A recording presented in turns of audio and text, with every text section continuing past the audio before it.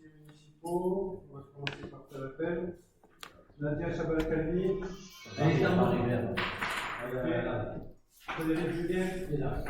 Village des Jardins est excusé et a donné procuration à Nadia Chabal-Calvi. Denis Bonafou. Rafi Dessali. Marie-Christine Sota. Jacques Comte. Présent. Nicolas Urès. Nathalie Jourdain. Aurélia Traversac. Absente. Philippe Martin. Présent. Vincent Allègre. Serge Aymar. Présent. Michel Pérez s'est excusé et a donné procuration à Nathalie Jourdain. Geneviève Chacourou. Présente. Josie Hernandez s'est excusée et a donné procuration à Olivier Lenné. Martine Aurel-Berger est excusée et a donné procuration à Geneviève Chacourou. Joël Patrice. Présent. Simon Cossel. Jean-Louis Borel. Présent. Pascal Dominici est excusé et a donné procuration à Marie-Christine Sota. Olivier Ledet. Présent. Patrick Vivos. Présent. Nous avons donc le quorum. Merci. Il faut désigner un secrétaire ou une secrétaire de séance qui se porte volontaire.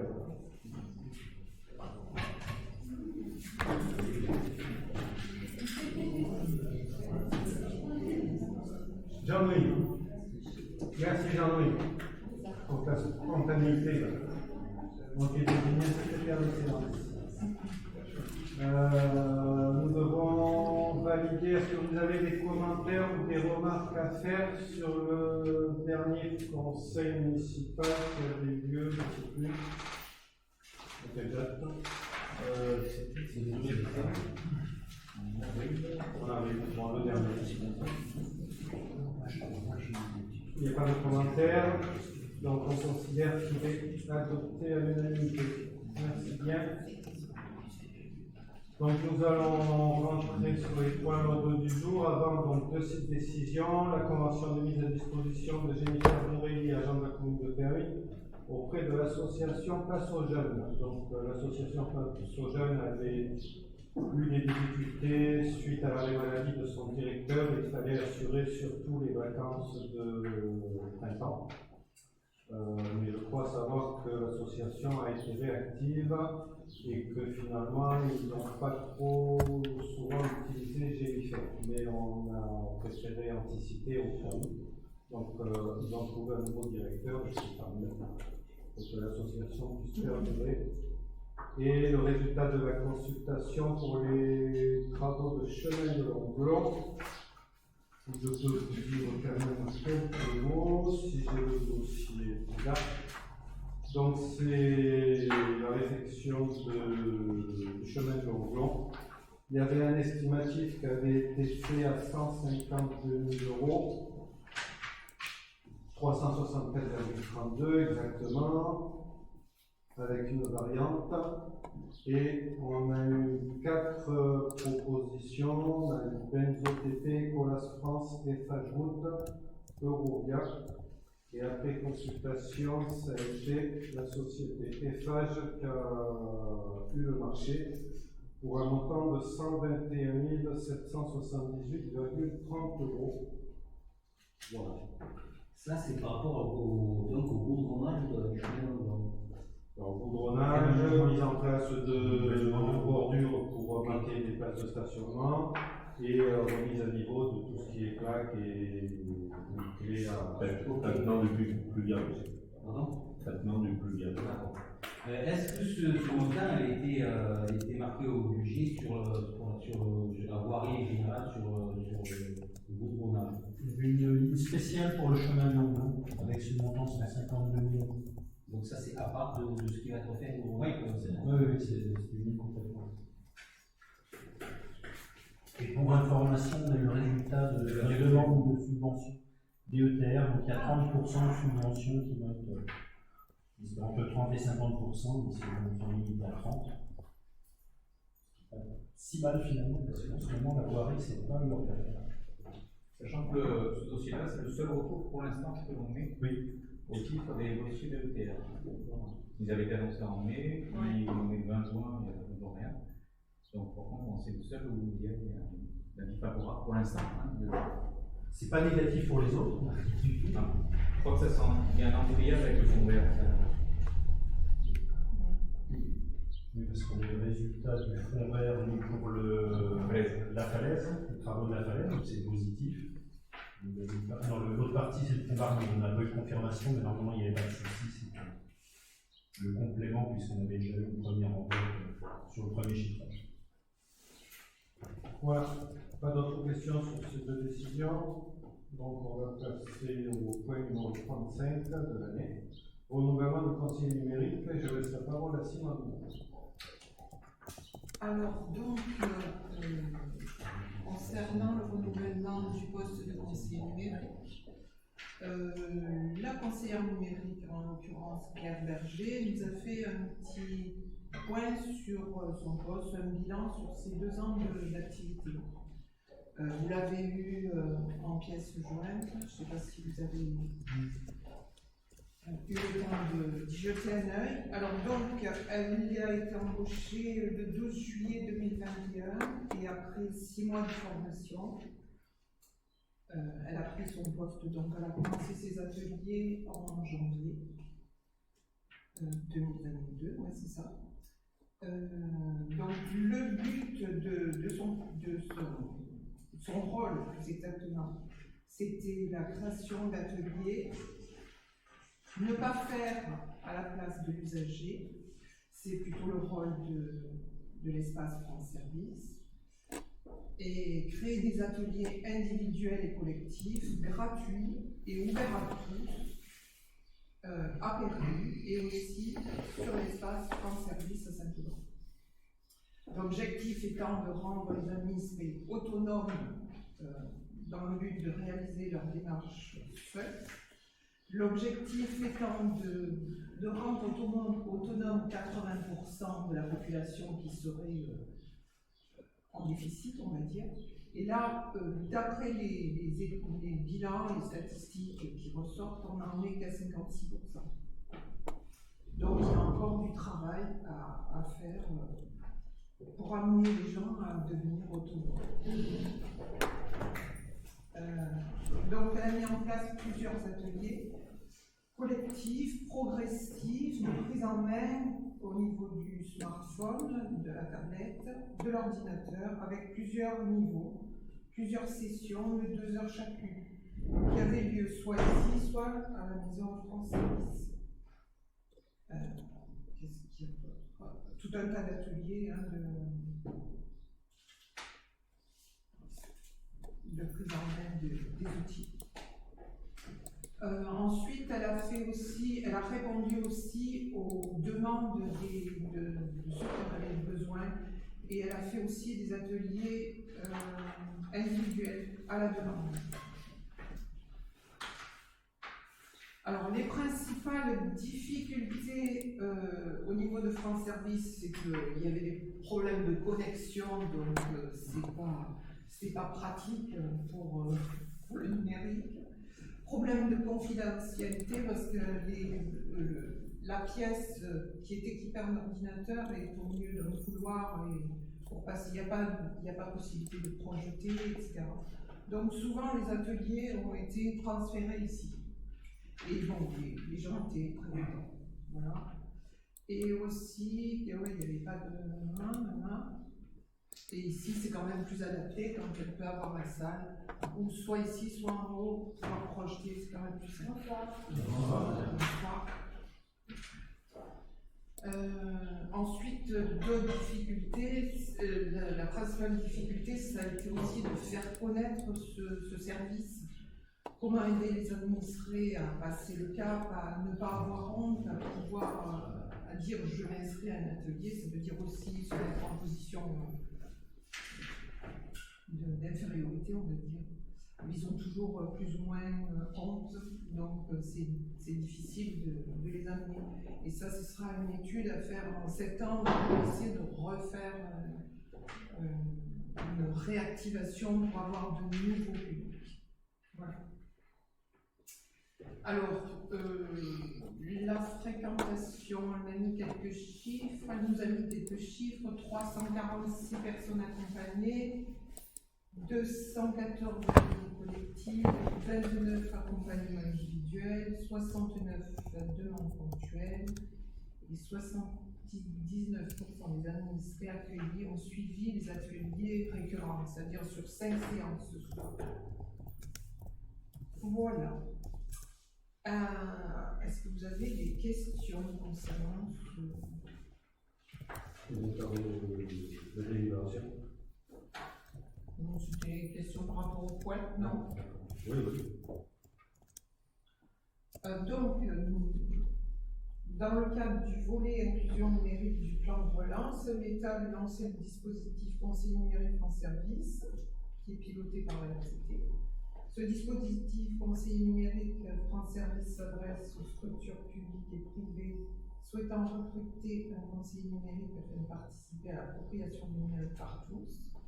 La commune de Perruy est inscrite dans ce dispositif depuis 2 ans. Il vous est proposé de renouveler le contrat à durée déterminée de la personne en place sur cette mission, et cela pour une durée de 2 ans. Le bénéficiaire bénéficie d'une subvention de montant forfaitaire de 50 000 € maximum pour une durée maximum de 3 ans. 50 000 € dégressif, 70% la première année. Je te laisse compléter. Oui, juste parce qu'on a eu des informations ce matin un peu. Donc, vous étiez parti sur un dispositif avec la Caisse des dépôts, un conventionnement sur 2 ans. On arrive au terme des 2 ans, le 13 juillet. 12 juillet. Donc, c'est la fin du contrat déterminé de terre et la fin du dispositif qui a été subventionné sur les périodes de 2 ans. C'était 50 000 €, je crois, de subvention qui était versée en 3 fois, puis c'était sur 2 ans. Là, il est possible, mais ce n'est pas que la théorie, il y a un dispositif de renouvellement de ce poste, de ce conseiller numérique, qui a suscité un certain engouement dans les communes, parce que c'est un spectre assez large. Du coup, il nous propose de remettre le couvert sur 3 ans.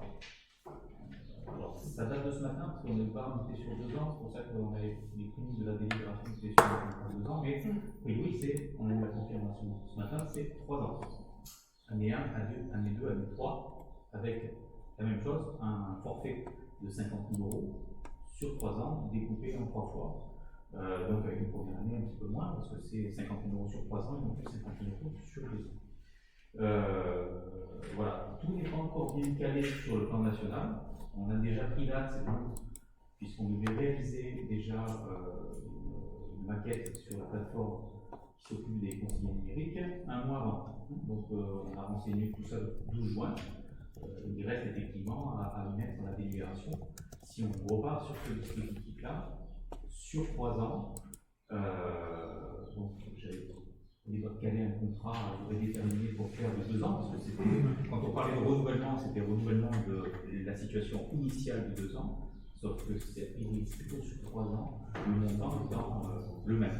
C'est simplement étalé sur 3 ans. Est-ce qu'il y a des questions? Oui. Je veux bien connaître le reste à charge, parce que 50 000 € sur 3 ans, c'est la subvention, mais par rapport au coût engagé par la collectivité sur 3 ans, le montant total des dépenses. Alors, sur le. Bon, je vous donne des chiffres, ça mérite un peu de. Mais bon, sur un poste à temps plein, comme celui de Claire, on est sur un coût annuel de 25 000 €, un peu plus. Chargé, on est sur 25 et 30 000 € chargés. Donc on a une aide de 50 000 €. Pour les 2 ans, c'était une opération à survie. Sur les 3, ça allait moins, parce que le montant n'est pas le même. Maintenant, c'était un dispositif qui se voulait attractif pour qu'on puisse, vous en doutez bien, à la fin, dire oui, mais on ne peut pas s'arrêter là, surtout avec les travaux en cours, les ateliers. Et puis, passer de 2 ans, c'est pour ça qu'au début j'avais rédigé sur 2 ans, le renouvellement pour moi c'était 2, non c'est 3, et effectivement le montant est le même, mais il est à prendre sur les 3 ans. Et effectivement, oui, il y a donc un reste à charge qui n'est pas le même. C'était mutualisé au départ ce poste? Non. Il était que 100% commune? J'avais réussi à négocier avec c'est la sous-préfète de Castellane qui gérait ces dossiers. Et elle était un peu réticente à nous attribuer ce conseiller numérique que pour la commune de Perry. Imaginant un peu les besoins, et voilà. Donc j'avais dit qu'on pouvait la mettre à disposition à la maison France Service pour toutes les autres communes du Carrefour, mais c'est toujours la commune de Perry qui a porté financièrement, voilà. Donc c'était on va dire un acte de solidarité entre guillemets, mais pour quand même pouvoir bénéficier de ce contrat, parce que je ne suis pas sûr que la sous-préfète aurait validé une conseillère numérique à 100% que sur la commune de Perry. Voilà. Donc en fait on l'a détachée, je crois qu'elle y allait une ou deux fois par semaine, une fois par semaine à la maison France Au Service.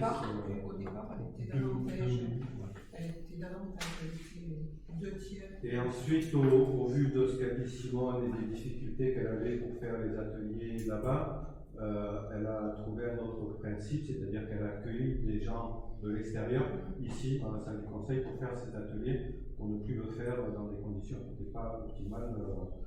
Maintenant, ils ont la fibre, mais avant, ils n'avaient pas la fibre, et c'est vrai que leur pièce d'informatique, elle est au milieu de tout le monde, quoi. Donc au niveau du bruit du passage, il n'y avait pas d'activité.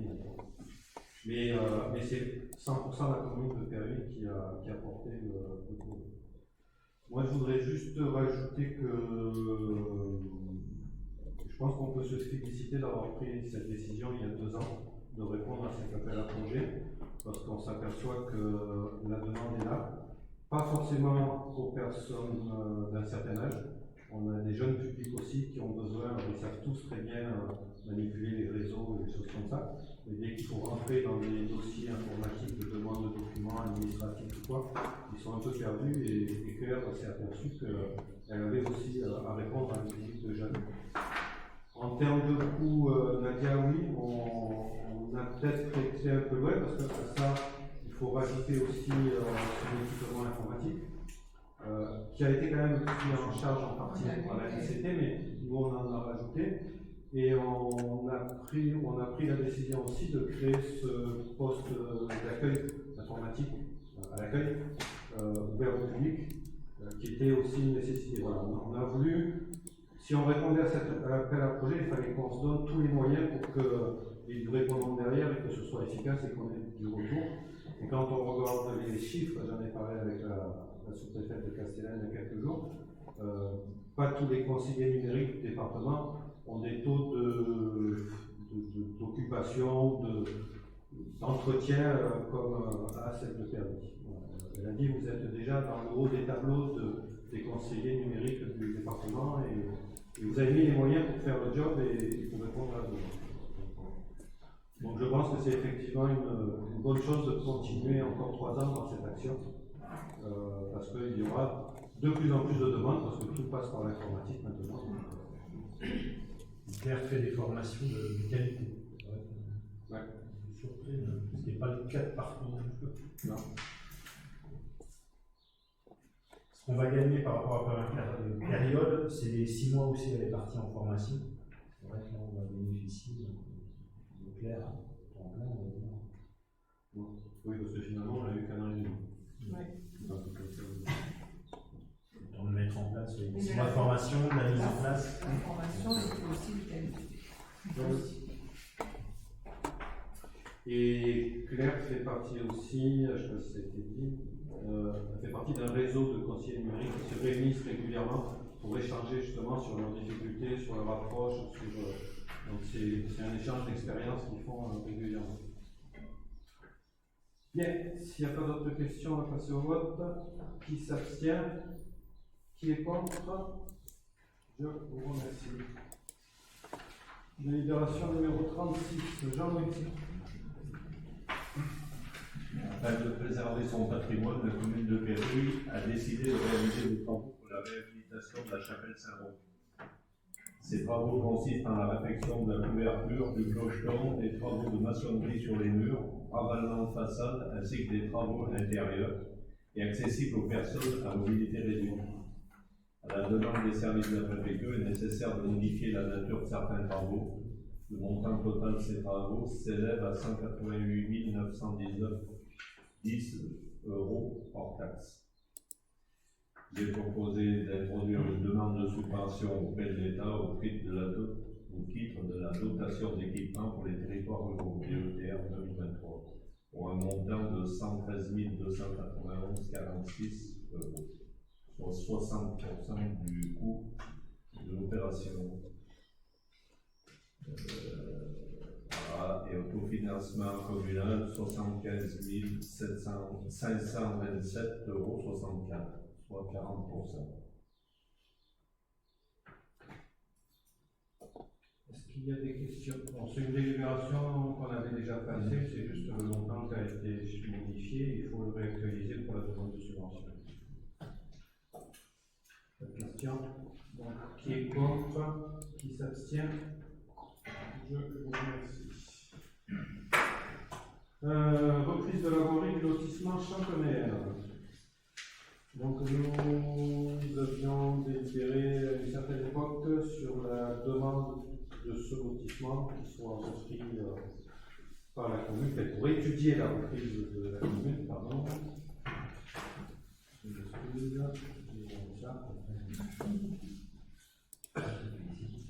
Je ne suis que l'homme, je n'arrive pas à faire deux choses en même temps. Donc nous avions délibéré positivement sur la demande de l'étude de reprise de ce lotissement. Au mois de septembre 2022, il y a une visite avec les responsables de l'ASL et les services techniques de la commune, les services de P2A également, pour tout ce qui est eau et assainissement. Et tout un tas de demandes de travaux ont été demandées à l'ASL. Des travaux ont été laissés sur la commune, les travaux ont été faits, je crois que vous avez été destinataire de cette liste.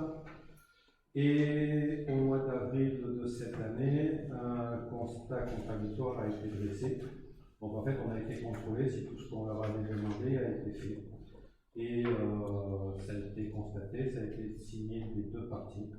Donc à aujourd'hui, si vous en êtes d'accord, il n'y a pas de... Voilà, nous pouvons reprendre la voirie du lotissement de Chantemer. Les frais notariés seront à la charge de l'ASL, comme c'était précisé de toute façon dans nos accords. En amont, ça reste à la charge de l'ASL. Et c'est Maître de Joanny qui se chargera de la rédaction des actes authentiques. Est-ce qu'il y a des questions? Oui, ce matin, je suis passée, j'ai vu qu'il y avait des plots dans la traverse de la Rocaille. Et on a passé avec un 4x4, on a de la difficulté à tourner. Il n'y a pas trop de place pour les pompiers. Si un jour ils font une intervention, ils auront des difficultés. Parce que souvent ils sont pressés pour l'évacuation. Il y a quelqu'un qui est en train de faire un mur. Et il y a la borne incendie. Et là, avec une clé pour les pompiers, il n'y aura pas assez de place pour ouvrir. La borne incendie. Troisième point, il y a un bassin de rétention, il n'y a pas d'accès. Il y a une voiture qui est devant. Et ce bassin de rétention est nettoyé de temps en temps. Alors, concernant la borne incendie, tu fais bien de nous le signaler, on va aller contrôler. Parce qu'il est en train de commencer à faire son mur il n'y a pas longtemps. Donc on va envoyer les gardes de que la borne soit contrôlée. Le bassin de rétention faisait partie de la liste des travaux, donc il a été nettoyé et constaté et nettoyé. Il y a des places de stationnement effectivement devant, mais il y a un portillon, on a accès à ce bassin de rétention.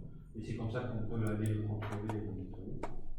Concernant les plots, au démarrage de ce lotissement, il y avait des barrières d'un bout à l'autre pour justement éviter, alors je ne me demande pas pourquoi parce que j'en sais rien, en fait tous les réseaux passent au milieu et au-dessus la couche de goudron est beaucoup moins épaisse et ne supporte pas le roulement il pourrait détériorer, c'est pour ça que ces barrières avaient été mises. Seulement de part et d'autre. pour prendre le virage, un gros véhicule va passer. Et j'ai été interpellé par le chef de centre effectivement sur ce sujet-là, et je lui ai fait la réponse que lorsqu'il y a un plan d'aménagement, de lotissement ou quoi, il y a différents services qui sont sollicités pour avoir leur avis, et le SDIS avait été sollicité à l'époque et avait donné un avis favorable sur ces installations. Alors ceci dit, on ne va pas rester borné non plus, mais on va quand même aller vérifier. Et parce que peut-être que les véhicules d'aujourd'hui, les pompiers, ont pris une dimension telle que, effectivement, ça pourrait poser problème. Mais là où ça pourrait poser problème, c'est que s'ils roulent sur cette partie centrale, avec ces gros poids lourds, ils risquent de nous détériorer le. Mais il faut mettre tout le long, au milieu, juste. C'est pour ça qu'on a fait mettre les pots tout le long. Ils ne sont pas tout le long, ils sont au virage, à chaque virage. Alors, au virage, c'est parce qu'il y en avait qui avaient l'habitude aussi de couper. Voilà. Et des fois, il y avait ceux qui voulaient sortir, il y avait des problèmes de sécurité aussi. Mais il n'y a pas de flot tout le long. Non, il y a des endroits où il n'y en a pas pour permettre aux gens de pouvoir sortir de leur reportage. Mais on va. Voilà. Pour le bassin de rétention, il y a l'accès quand même, ça j'en suis sûr, il y a l'action. Pour la borne incendie, on va aller contrôler et on va faire monter un gros camion en haut pour voir si ça marche. Et pour cette histoire de mur, t'as parlé de mur aussi, Génial? Oui, il y a quelqu'un qui fait son propriétaire qui sait sur le mur. Et il y a la borne incendie qui est chez lui, c'est une servitude. Et il monte son mur, mais pour mettre la clé pour ouvrir la vanne. S'il y a une mur de construire, il y a une autorisation de construire. Logiquement, il va y avoir une c'est pour ça qu'on va. Je n'ai pas souvenir qu'il y ait une déclaration préalable concernant un mur là. C'est pour ça qu'on va aller faire porter les Pour gardes. l'instant, il est au stade, il n'est pas. D'une part pour la protection de la borne incendie et son utilisation, et d'autre part pour le mur.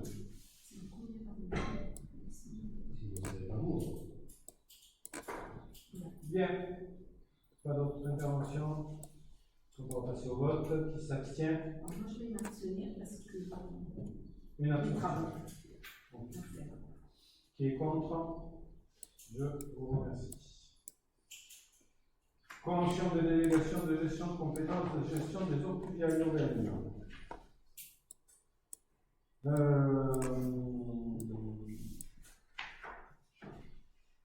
La compétence eaux pluviales urbaines, pour bien préciser, je pense que le DGS, c'est tout ce qui est canalisation d'eau pluviale ou caniveau qui longe les terrains urbanisés. Voilà, ça, c'est la définition simple et simplifiée, de ma part, je m'excuse, de l'eau pluviale urbaine. Après, tout ce qui est eau pluviale dans les ISC ou ailleurs, c'est pas dans la compétence. Cette compétence est passée obligatoirement à l'agglomération en 2020. Une étude a été lancée par l'agglomération pour proposer aux 46 maires un montant de compensation financière pour que l'agglomération puisse gérer cette compétence. Le bureau d'études avait proposé 3 niveaux de financiers, on va dire. Le moins élevé, un peu plus élevé, et voilà. En fait, ils ont calculé un nombre, d'euros par mètre linéaire, voilà, pour que ce soit équitable de toute le monde. Et en conseil d'agglomération, le conseil d'agglomération a choisi de prendre le niveau le plus bas, donc les sommes que les communes payent à l'agglo ou laissent à l'agglo dans la clé, au travers de la clé. Et on s'est aperçu, bien sûr, mais tout le monde le savait de toute façon, qu'avec cette somme d'argent qui représentait un total de, je me reprends là, je crois que c'est 100 et quelques mille euros dans le moment. 120 000 euros et 310 000 euros pour l'investissement, donc 430 000 euros. Il était difficile de gérer le quotidien, on va dire, de cette compétence-là. Et par contre, nous, on a des problématiques régulières d'entretien d'eau pluviale et on a besoin de souplesse et de réactivité. Donc, on a trouvé un accord avec l'agglomération et l'agglomération a le droit de redéléguer aux communes la compétence, mais uniquement sur la partie entretien, pour qu'on puisse réagir beaucoup plus rapidement. Et à chaque fois qu'on va réagir sur ce réseau d'eau pluviale, que ce soit en termes techniques ou même en termes humains, c'est-à-dire qu'on envoie des agents du service technique intervenir sur l'eau pluviale nous-mêmes, on facturera à l'agglo et l'agglo nous remboursera. En fait, c'est un droit de tirage qu'on se donne jusqu'à hauteur de 80% du montant du fonctionnement. Je parle pas de la partie investissement, ça s'arrête à l'agglomération, de la partie fonctionnement. Donc voilà un petit peu la solution qu'on a trouvée pour l'instant pour qu'on puisse être réactif et pour avoir plus de souplesse, parce que vous savez, hein, quand on a des problèmes d'inondation, si on doit attendre le service de l'agglo qui n'est pas structuré, en fait on n'a pas de service d'eau pluviale à l'agglomération comme aujourd'hui on a un service d'eau potable et d'assainissement.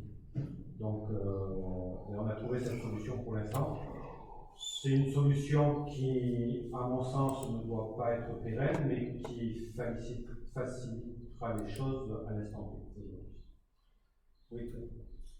Moi, je trouve que cette histoire de délégation, de redélégation, c'est une usine à gaz. Il faut savoir qu'il y a 46 communes donc, qui composent la province d'agglomération. Donc, le service d'eau pluviale.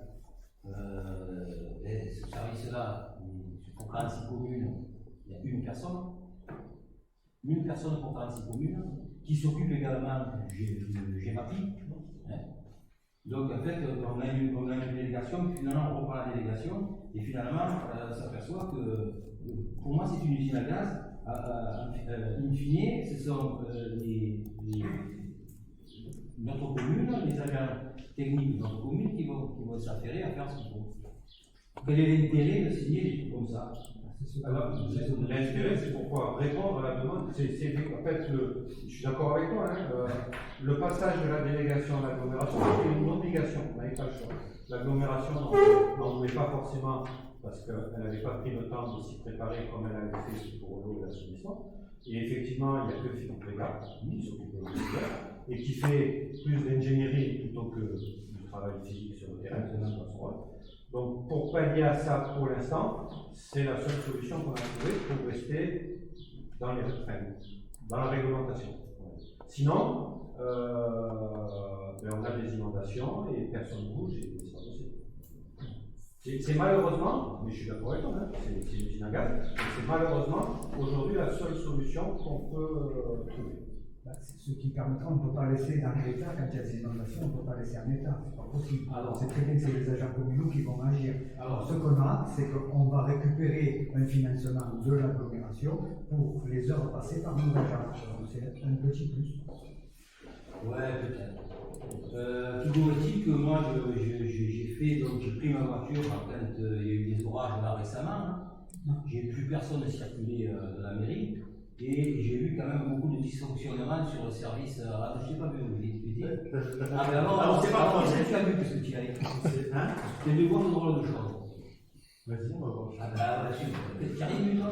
Une plaque d'égout qui remontait au niveau de l'immeuble. Et ça, c'est une chose. Et alors, je voulais vous demander. Je vois que j'étais même pas sur le commune. Oui, non, ça c'est normal, tout le monde, ça fait le tour de Perry, puisqu'effectivement, ce sont les usagers qui nous ont remis. Alors, juste pour ton information, c'est pas la première fois qu'une plaque d'égout saute. Oui, non, mais c'est pas le problème de la plaque d'égout. C'est le problème du service public.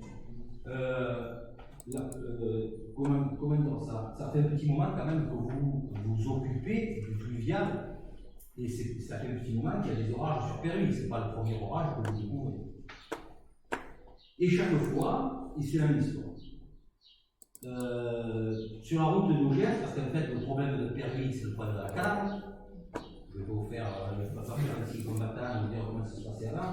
La canal, comment fonctionnait la canal, avec des martonnières devant les portes des maisons en bas dans le village.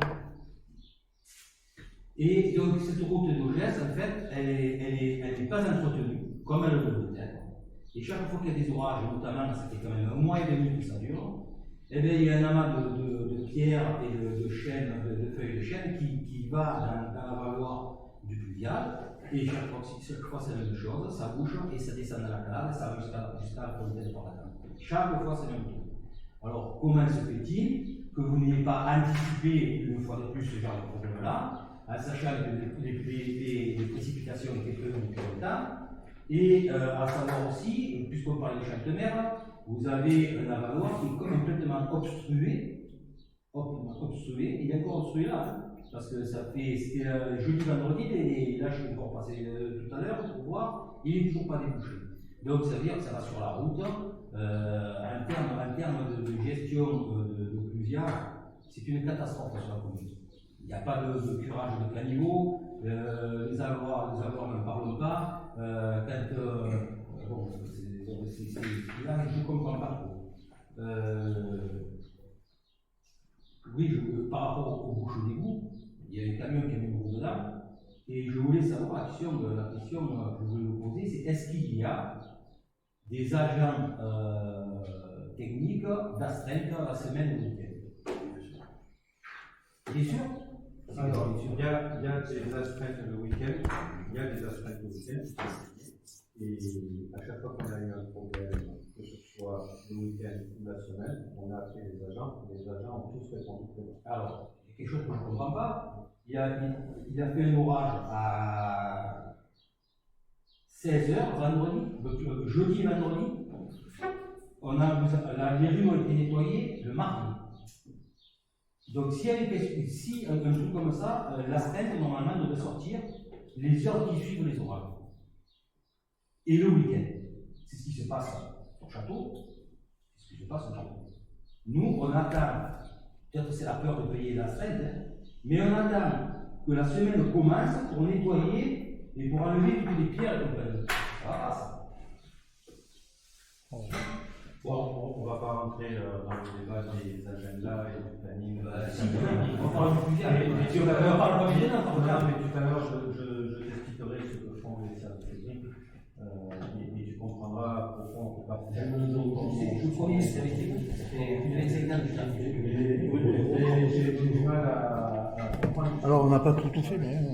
Donc, tu n'as pas dû bien faire le tour parce que le lendemain, le premier orage a été nettoyé. Non, c'est possible. Bah, si, même moi j'ai vu les agents contre le lendemain, c'était le mardi et le mercredi. Ah non, l'orage c'est jeudi vendredi. L'orage c'est jeudi vendredi. Le lendemain de vendredi, c'est pas mardi, chez moi. C'est samedi. Non, c'est mardi.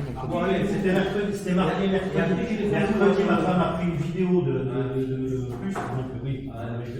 Tu sais même pas les jours c'est. Si, c'est vachement. Mais tu regardes, c'est mardi et mercredi. Jeudi, vendredi. Après, ce qu'il est de la salade, une fois qu'il est bouché, ça déborde. De toute façon, vu les quantités d'eau qui sont tombées, 30 mm en un quart d'heure, ça n'arrive pas à avaler. Donc, quoi qu'il en soit, ça n'arrive pas à passer. Donc après, ça descend. C'est vrai que c'est pour ça qu'on a un problème. Il y a aucun, sinon, il y a longtemps, ça n'avait il y a aucun accotement qui est fait depuis des années sur la voirie. Un accotement.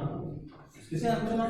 Messieurs, dames, non, ils ne sont pas tous faits, mais il y en a qui ont été faits. Allez, non, l'accotement, c'est pas vous. Félix, on est dans le débat qui ne fait pas partie de la délibération. La délibération porte sur la signature d'une convention. Est-ce qu'il y a d'autres questions sur la convention? Pas beaucoup. Donc, qui est contre? Qui s'abstient? Je vous remercie. Ensuite, la création de postes. Donc, on vous demande l'autorisation de créer un poste de gardien brigadier catégorie C à temps complet pour le remplacement de notre agent de police qui part à la retraite. Enfin, je lui souhaite pour lui parce que vous avez des situations. Et la création d'un poste d'agent de maîtrise catégorie C pour le service technique, toujours pareil, pour remplacer un départ à la retraite également. Alors moi, je vais vous poser une question. Il semble que triper avec la nouvelle loi. Alors, on ne dit pas triper, on dit Philippe ou Monsieur Triper, s'il te plaît. Merci. Chez Aura, ce qu'on appelle vivre. Merci. Excusez-moi. Ouais. Il part que l'année prochaine. Alors, il a eu l'information il y a 3 jours, comme quoi il ne partirait qu'au 31 décembre. Voilà. Alors, comment ça va se passer? Vous gardez quand même notre version.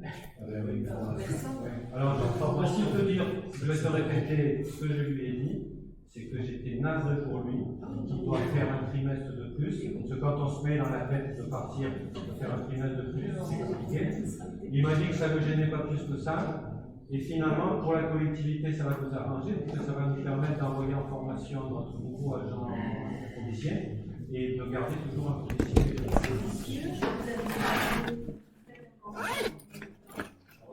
Mon SVP, quand même, être un consulat de Philippe, et du coup, il va être un peu plus consulat, c'est pas grave, et vraiment un peu complexe. Alors, oui, effectivement, il y a eu la nouvelle on reprend un peu du service. Alors, oui, le 31 décembre, mais non, parce que c'était comme le temps qu'on doit solder, même si c'est pour le temps. Encore peut-être qu'il reprend pour 3 mois, en fait. Du coup, voilà, le 31 décembre, si je veux rien à rebours, on est sur recalculer les septembre-octobre. Donc, bon, c'est pas. Voilà, ce qui est regrettable pour lui, parce que c'est vrai que psychologiquement, c'est un peu compliqué de revoir à l'envers, mais bon, pour nous, ce qui nous permet effectivement d'accentuer cette période de tuilage, et ce qui n'est pas forcément plus mal, parce qu'il y a pas mal de choses à connaître. Voilà. Bien, oui, ça c'est pour là tu es en train de délivrer, tu vas faire une déversion pour les 2 postes ou tu fais poste par déversion par poste? Pour les 2 postes, mais si tu veux. Non, c'est pas ça. Je voudrais avoir des renseignements, qu'il fallait y compris. Je vous propose de créer, afin de pouvoir remplacer l'agent de service technique qui fera très prochainement, on va voir c'est quoi à la retraite, donc ça c'est Pierre. Il vous propose de créer un poste d'agent de maîtrise en même temps, alors, j'ai pas compris. Ce paragraphe, il est en dessous. Quoi? Ce paragraphe, il est avec le poste d'après. Il y a un petit décalage. Bon. Oui, la première, le premier c'est le remplacement de Philippe Rivet, donc oui, ce qu'on vient d'évoquer. Et le deuxième, effectivement, c'est un autre point sur le poste RH, qui est la création d'un poste pour remplacer le départ de Pierre. D'accord. Mais pourquoi la légère maîtrise? Parce que la personne qui est fléchée est aujourd'hui rendue. Ils ne sont pas forcément du grade de la personne qui part. Ça veut dire actuellement, donc le chef d'équipe technique n'est pas sur un poste d'agent de maîtrise. Le chef d'équipe technique, c'est-à-dire Denis. Oui, Denis est sur un poste d'agent de maîtrise aussi. Ah, ça veut dire que c'est une deuxième création de poste d'agent de maîtrise. Oui, on aura 2 agents de maîtrise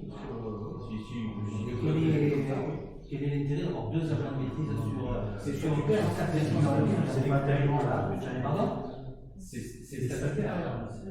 Et une évolution de carrière. Il me semble à contrôler, mais dans l'équipe, dans les anciens qui sont partis à la retraite, je crois qu'il y avait déjà des agents de maîtrise. Ah, d'accord. Qui étaient montés. Non, ça veut dire que c'est d'accord, j'ai compris. En fait, oui, c'est pas une création de poste, d'ouverture de poste d'un agent de maîtrise pour. Il y a des communes qui se retrouvent dans des situations où le responsable des services techniques est plutôt jeune, et statutairement, il est limite avec les anciens gars qui dirigent d'une certaine manière. Il a raison pourquoi, c'est le statut et l'ancienneté. Après, l'agent de maîtrise, il y a différents échelons, on peut être au début, on peut être à la fin. Je précise que c'est une création de poste. Mais voilà, sur moi, Denis, Ok. Alors, pour cette question, actuellement, sur le service technique, sur l'équipe de service technique, qui c'est qui peut prétendre à monter à un poste comme actuellement notre ami là-bas? Juste pour savoir, ou c'est créer un poste pour faire venir quelqu'un de l'extérieur? Personne. Non, là, vous créez un poste pour faire valoriser une compétence de quelqu'un, c'est ça? Pour faire monter en grade quelqu'un. Non, c'est pour remplacer Pierre. C'est pour remplacer quelqu'un qui est ce quelqu'un. C'est quelqu'un pour remplacer Pierre, et ce quelqu'un est un. c'est pas le bon terme, mais un peu plus armé que Pierre, statutairement. En fait, hein. Voilà, c'est-à-dire, On a déjà la personne. c'est tout. Hein. Voilà, c'est ça. Ah oui, d'accord. D'accord. Ouais, c'est sur mesure. D'accord. En fonction de les postes, en fonction de C'est un du statut de l'agent. C'est un recrutement d'une personne qu'on connaît, tout simplement. C'est C'est un recrutement d'une personne que vous connaissez pour faire ce genre de truc. C'est désolé. Alors, ça, je te laisse sous ta responsabilité, ce genre de... Oui, non, mais ça Il y a eu des CV qui ont été reçus, il y a eu un tri qui a été fait, il y a eu des entretiens qui ont été faits, et c'est cette personne-là qui a été choisie pour ses compétences, et il s'avère qu'il est agent de tri. C'est ça. Ah, ça y est, il arrive. Ouais, mais c'est ça, c'est ça. C'est bon. On ne voit pas l'intérêt de polémiquer là-dessus. Non, mais c'est pas les polémiques, je vois pas. Non, mais tu vois pas parler de ça, de la compétence des gens. Si on est compétent pour parler de maîtrise, on prend l'agent de maîtrise, tu vois. Il faut arrêter de digérer sur. Que tu vois pas, ça nous importe peu. Je vois ce que tu vois pas. Ça dépend mais tu vois pas. Ce que tu vois, ce que tu vois pas, ça nous importe peu. Nous, on demande des précisions sur les postes d'analyse. Mais ton intérêt, que tu vois aujourd'hui, ça nous importe peu. Tu ne comprends pas ce que je veux dire ou pas? Ça nous importe peu que tu vois que si c'est des gens qui ne pas poser des questions. Moi, je pose une question, parce qu'il y a une financement, il y a une organisation. Là, c'est l'agent de maîtrise, c'est normal. Je ne remplace pas, tu n'as pas compris, tu ne remplaces pas, tu crées le poste. Tu crées le poste, et tu crées, tu n'as compris. Tu vas pas faire un agent d'entretien pour remplacer compris. Allez, nous allons donc nous allons, s'il vous plaît, nous allons passer au vote. Qui est contre pour ces deux créations de postes? Qui s'abstient? Je vous remercie. S'il te plaît. Alors, point numéro 40. Point numéro 40. Vincent, tu peux rester là tant qu'on ne vote pas. Tu peux assister au débat. Non. Allez, messieurs, dames, Joël, les subventions aux associations. Bon, bonsoir à tous. Donc, je vais vous donner les propositions qui ont été faites lors d'une commission d'association dans le cadre de subventions qui ont été faites par les demandes de subventions qui ont été faites par les associations. Nous avons essayé d'être le plus intègre possible, mais bon, c'est toujours pas évident. Quand on a une somme qui est toujours fixe et de plus en plus de demandes. On a essayé d'être équitable et pour ceux qui avaient demandé plus, on a essayé de leur donner un peu plus, mais il était évident qu'on ne pouvait pas abonder entièrement dans le montant de leur demande. Je vais commencer donc par la boule ferrée. La boule ferrée, nous avons proposé 3 300 euros, 3 000 euros de subventions proprement dit, et 300 euros comme tous les ans qui vont à un concours. Excuse-moi de te couper. Je pense que tout le monde a eu le tableau, c'est peut-être pas la peine de rentrer dans le détail de tout. Ah d'accord. Simplement, voilà, t'expliquer et répondre s'il y a des questions. Voilà. Tout le monde a eu le tableau et c'est bien. Nous avons donc proposé pour la chasse 1 000 euros. Ouais. Est-ce qu'il y a des questions? J'ai deux questions. Première question, en généralité, est-ce que les subventions de l'année précédente, l'exercice précédent, donc 2022, ont été entièrement consommées par des subventions d'un certain montant? Bon, je ne peux pas citer vous référez, c'est le premier, pour les droits, comme ça c'est la première question. En sachant qu'il y a beaucoup d'associations qui augmentent leur bas de l'aide. Ça, c'est la première question, de savoir si ça a été pris en compte. Et la deuxième question, c'est, étant donné que les SMD et le club de foot, en tant que sportif moyen d'endurance de football, alors je ne veux pas dire de conneries, mais le budget, je crois que c'est 50 000 euros, je crois. Énorme, avec du financement je crois que c'est dans les 70% extérieurs des aides, on va dire, ou des collectivités, en sachant que les jeunes, il y a beaucoup de jeunes péruviens qui sont à ce club-là. Pour quelle raison vous avez baissé la participation de la commune de 10 000 à 8 850 €? Comme en 2022. Donc, ce que tu vois sur le tableau, c'était la demande. C'est la demande. Les 8850, c'est exactement le même montant depuis. Ça veut dire, ouais, peut-être même une colonne pour savoir Là, il n'y a pas ce qui a été versé l'année dernière. Demande-les-moi. C'est bien dommage, parce que ça aurait permis de voir qui c'est qui a été augmenté, parce que ce que les gens demandent, bon, ça me fout un peu, quelque part. Mais 850 €, c'est pas 2000, pourquoi? C'est dû aussi à la qualité, je pense, hein, je ne veux pas m'avancer, mais c'est dû à la qualité de l'encadrement. Ils ont de plus en plus des entraîneurs qualifiés qui vont faire des formations. Et puis il y a les résultats aussi. Ok, ils sont bons. Ils sont très bons parce qu'ils ont, je ne vais pas parler parce que je connais un petit peu quand même, ils ont des joueurs régionaux dans toutes les catégories et ils sont au niveau supérieur par rapport à Digne, Sisteron et même Manosque. Donc tu es en train de me dire qu'ils ont des bonnes équipes, tu es en train de me dire qu'ils valorisent les éducateurs et toi tu n'en pas plus. Non, c'est pas lui, c'est la commission. C'est la commission. Non, mais après, vous faites la subvention d'une association qui. C'est pas la subvention. Les 8850 €, c'est le même montant qui est donné. Depuis qu'on a récupéré la compétence. Cette année, ils ont demandé les 10 000 qu'ils demandaient avant. En regardant de près l'association sportive de près, normalement, on se réadapte. On ne reste pas sur une connerie qu'on a fait il y a un an derrière. C'est étrange parce qu'il y a 2-3 années, en fait, je m'étais été contre cette subvention qu'on donnait. Je n'ai jamais été contre. Non, pas contre, excuse-moi. J'étais contre cet argent qu'on donnait à l'SND déjà, donc je comprends pas. Je pense qu'on regarde mieux parce que ce que tu dis, moi je t'en propose le contraire. Mais c'est pas grave. Non, je suis une discussion. Non, mais une discussion, c'est pas. Attention, une discussion. Non, d'accord. Donc, ça nous sauve les yeux. Mais. Pour équilibrer le plus, tu sais qu'il y a quelquefois, on était à 100 € près. Si je donne les 2000, bien sûr que si on avait eu les moyens de les donner, on les donnait, il y avait des bonnes raisons. Étant donné que quand tu montes dans des catégories, tu vas peut-être aller confronter des équipes qui se trouvent à 500 ou 600 km.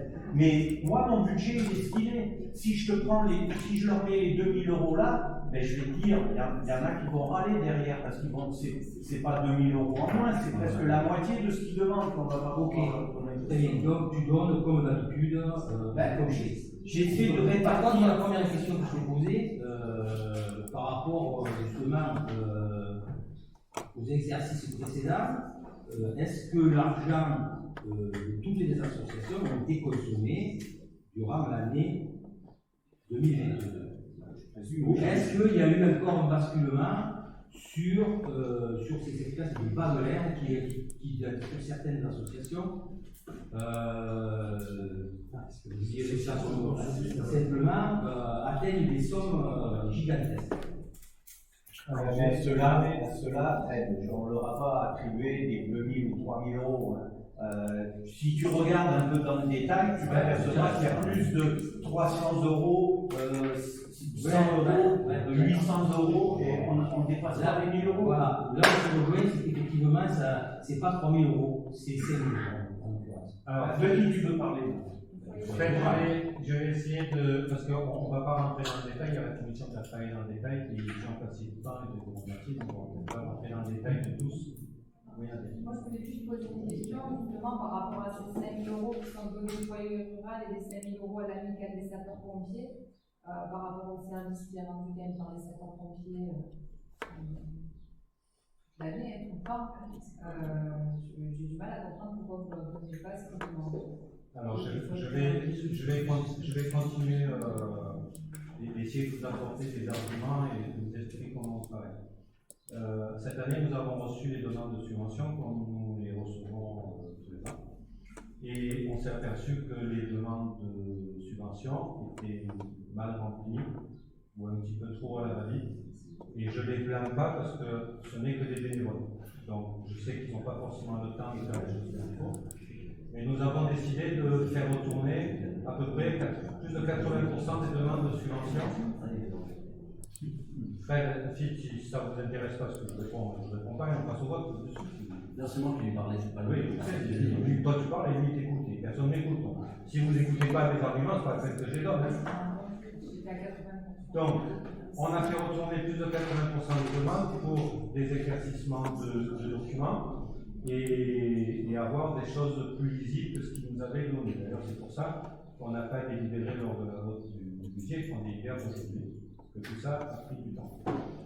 Lorsqu'on reçoit les demandes de subvention, on regarde bien sûr leur compte de l'année écoulée, les excédents qu'ils en sortent ou les déficits qu'ils en sortent, il y en a quelques-uns qui ont fait des petits déficits. Lorsqu'on regarde également ceux qui nous les donnent, parce que pas tous, leur épargne, c'est compliqué d'avoir les épargnes. Donc là, on va les réunir début septembre ou octobre pour l'année prochaine et on va les inciter fortement à nous faire marquer leur épargne. Je suis en train de contrôler avec Sébastien de savoir si j'ai le droit de leur demander leur épargne. Je ne suis pas sûr, mais on va vérifier. Mais on va les inciter à nous les marquer pour qu'on sache un petit peu effectivement l'épargne. Comme j'assiste à peu près à la plupart des assemblées générales, dans les assemblées générales, ils le disent dans les générales des épargnes. Donc je les note, pas tous, mais certains le disent. Ou des fois les mots s'échappent. Oui. Parce qu'en fait, pour certaines, c'est une gloire d'annoncer qu'ils ont un matelas exact comme ça. Donc du coup, ça me permet de m'accaparer de ce chiffre-là et de m'en rappeler quand on fait les études. Et ceux effectivement qui ont des bas de laine trop excessifs, on peut ne pas leur donner. L'an dernier, ça a été le cas de 2 ou 3 subventions. Ou alors, on peut se permettre de leur baisser aussi, de continuer à leur donner, mais de leur baisser la demande des subventions. Donc, après, pour répondre à la question de Nadia, il y avait les pompiers, puis le foyer rural. Toutes les associations que vous marquez là, elles ont toutes valeur de respect. Parce que c'est du temps qui passe et voilà, il n'y en a pas une plus importante que l'autre. Voilà. Il faut que vous sachiez, je ne sais pas si vous vous en rappelez, l'an dernier, l'amicale des sapeurs-pompiers, nous ne leur avons rien donné. Parce qu'ils avaient refusé. Pas du tout. Ils avaient fait leur demande. Sauf que sur leur compte, on s'est aperçu que leur plus grosse dépense, qui est la Seine-Barbe, n'avait pas eu lieu à cause du Covid. Donc du coup, ils n'avaient pas dépensé cet argent, donc ils n'avaient pas besoin de subventions supplémentaires. Et le foyer rural, c'est pareil. Et le foyer rural, c'est le foyer rural qui avait demandé, voilà, qui avait dit, on en a assez, on ne demande rien. Non, moi, je l'avais marre. Donc, et quand on a expliqué ça à l'amicale des sapeurs-pompiers, ils ont bien compris qu'effectivement, ils n'avaient pas fait la Seine-Barbe 1 ou 2 ans, je crois, d'affilée. Voyage. Voilà. Et à cause du Covid, et du coup, ils n'avaient pas eu de gros, parce que la Seine-Barbe, de mémoire, je crois que c'est 10 000 € pour faire la soirée. C'est payé par les canards.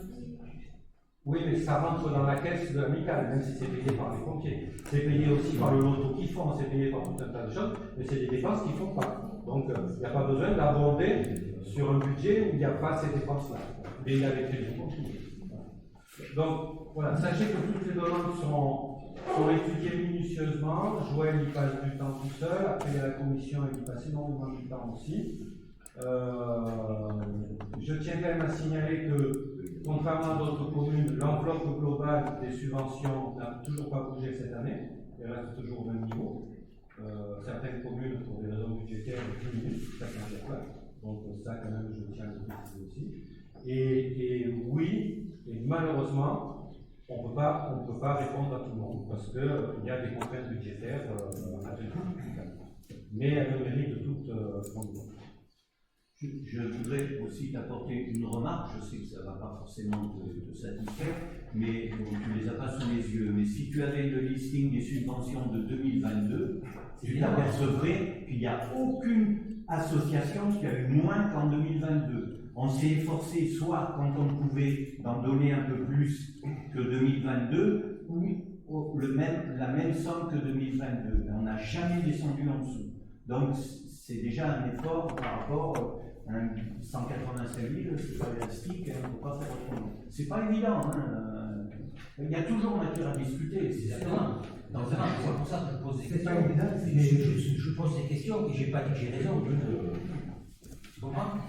Je pose des questions parce qu'il y a des choses sur les terres. Et après, il y a un choix qui a été fait, je ne conteste pas. C'est mon opinion. Tu fais partie d'un bureau, Je laisse le point. Tu fais partie de quel bureau? Je fais partie de la ZAC. Non, c'est pas au bureau? Si. Pas au bureau? Je suis. Alors, Je veux juste préciser, concernant le SLD, on leur met aussi un terrain à disposition qu'on entretient à charge de la commune.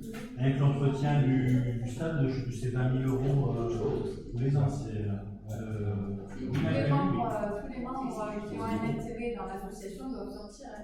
Ça, c'est la loi. Donc, toi, tu dois sortir. C'est l'article L 2131-11.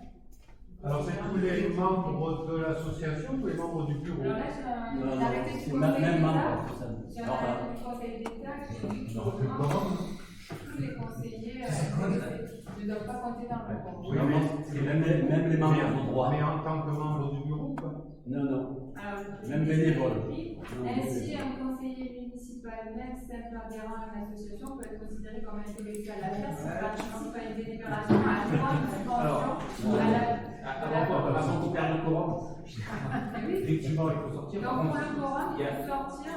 Donc, il convient donc que les conseillers intéressés ne participent pas au vote. Pour le calcul du quorum en particulier, le Conseil d'État considère que les conseillers municipaux intéressés ne doivent pas être pris en compte. C'est ça. C'est-à-dire que si vous voulez qu'on perde le quorum, parce que c'est que légitimement, parce que là on peut voter un seul bloc l'ensemble, mais légitimement c'est aussi on peut voter individuellement chaque association. À ce moment-là, quand on arrive sur l'association concernée dans laquelle on a l'élu qui est, à ce moment-là il sort. Mais ça veut dire une lecture Oui, mais il faut faire des et choix un quand vote on rentre au dans fur et une à mesure. association et qu'on est élu. Il faut peut-être aussi, à un moment donné, faire ses choix, soit de prendre des positions dans l'association, soit d'être élu. On ne peut pas être jugé parti.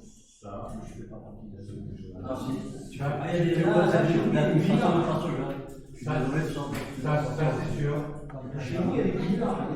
Je compte aussi là, c'est bien de voter partout, mais après, il faut prendre. Alors, comment fait-on? Alors, il y a pas 36 solutions. Au moins, les membres du conseil d'administration et du bureau, parce qu'il y a un pouvoir de vote. Alors, moi, personnellement, je demande à ce qu'au moins les membres du bureau des associations sortent, c'est-à-dire le président, secrétaire Mais et tout à l'heure, on président. va demander à Nathalie de sortir sur la délibération sur la SN, alors qu'elle est co-présidente. Elle est plus. Mais il y a des membres de CA qui sont là. Bien sûr, il y a des membres de CA qui sont là. Lequel c'est? Ne pas se jeune, les gars. Mais Afid, écoute ce que disent les gens. Non, mais c'est pas que le bureau quand on parle. Elle parle pas de pathogène, elle parle de Nathalie, de Chandemer, de la délibération. Alors, c'est pas compliqué.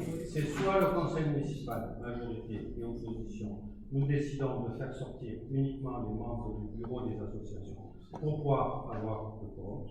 Ou alors, comme dit Sébastien, on vote ligne par ligne et on fait sortir. Et les gens votent ligne par ligne, toutes les personnes intéressées par cette ligne-là sortent et il y a le quorum.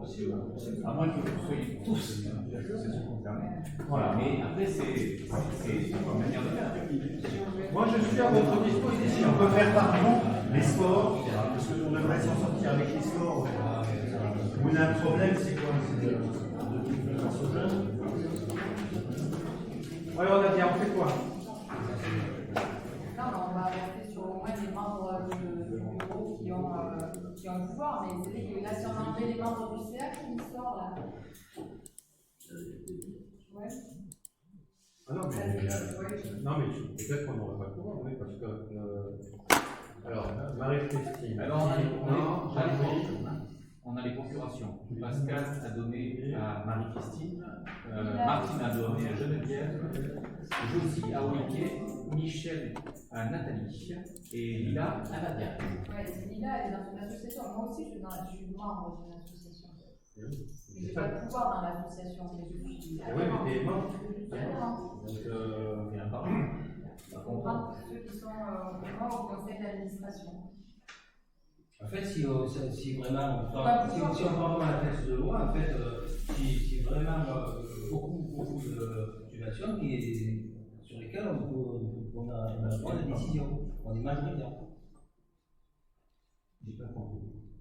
Si on prend la loi telle qu'elle est, c'est-à-dire que même quelqu'un qui entre dans une association et qui est adhérent, simple adhérent, qui fait partie du conseil municipal, si on fait une ligne par ligne, il y a beaucoup de lignes qui vont sauter, puisque ça va être majoritaire. Il n'y aura pas de problème. D'accord? Sur il n'y a pas ligne par ligne. Oui. Ligne par ligne, oui. Mais voilà, donc. Sauf que jusqu'à 2 ans, on est là. Pardon? Non, mais c'est pas le problème. Mais on ne prend pas ça. Alors, ce que je vous propose pour que les choses soient claires et marquées, c'est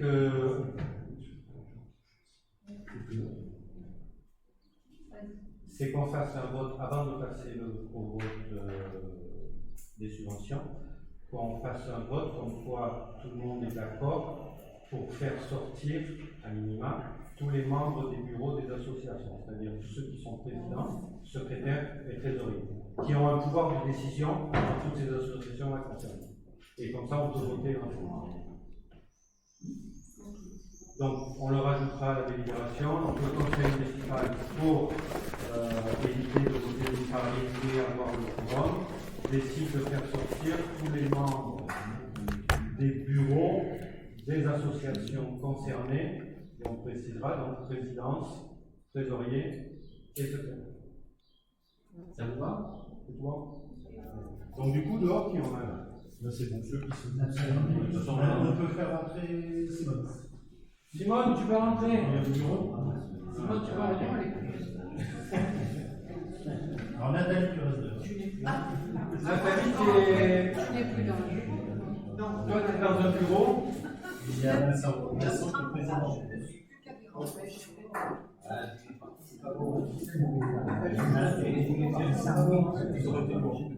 Je paye. Allez,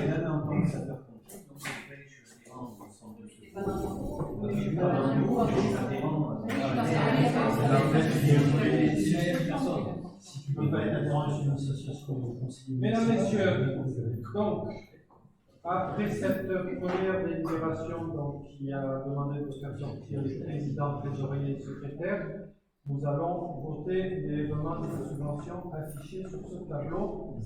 Qui est contre? Qui s'abstient? Je vous remercie. Vous pouvez rentrer.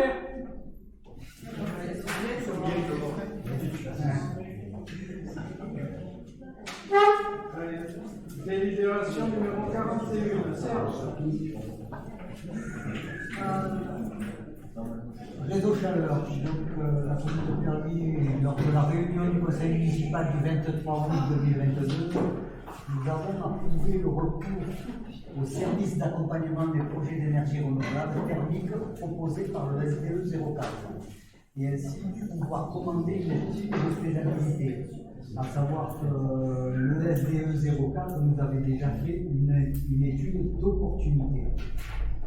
Après avoir introduit une demande de subvention auprès de l'ADEME, nous venons de recevoir une notification pour l'aide de 80%, à hauteur de 80% sur un plafond total de 100 000 euros. Donc cette demande de subvention a été montée de main de maître par Sébastien Etienne et le SDE 04, avec une consultation d'une société qui nous a fait des chiffrages, qui nous a permis de déposer le dossier en temps voulu, c'est-à-dire en fin d'année dernière, au 15 octobre. Donc tout ça assez rapidement. Donc le dossier déposé dépassait les 100 000 euros, c'est pour ça qu'il y a une notification de 100 000 euros, ça ne sort pas du chapeau, 100 000 euros.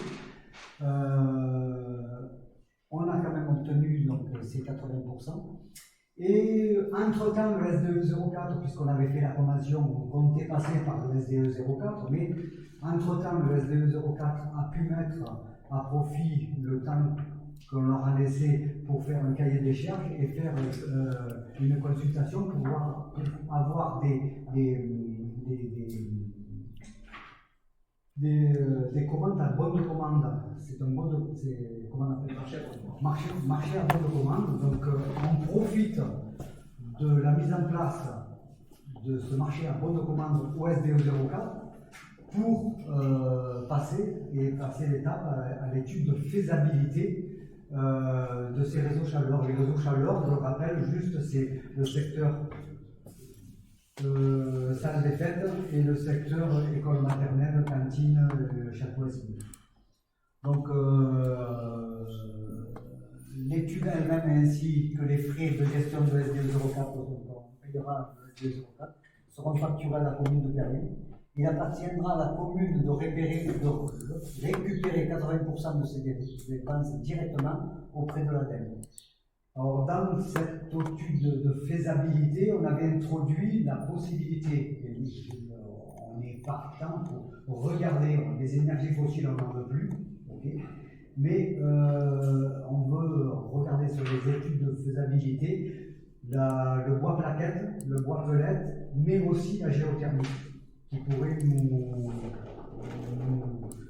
dispenser d'achat de bois. Donc la géothermie est introduite dans l'étude de faisabilité, mais cette étude de faisabilité, quand ces études-là seront faites, il y a une étape supplémentaire qui sera certainement subventionnée, c'est-à-dire qu'il faudra fournir à l'ADEME des forages de test. Il faut faire des forages de test pour voir si la capacité thermique est présente sur ces zones.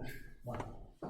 Donc c'est pour ça que l'engagement actuellement n'est que de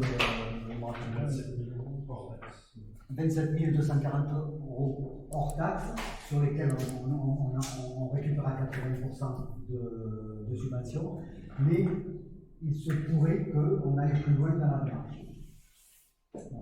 Merci Serge. Est-ce qu'il y a des questions? Oui, Serge, deux questions.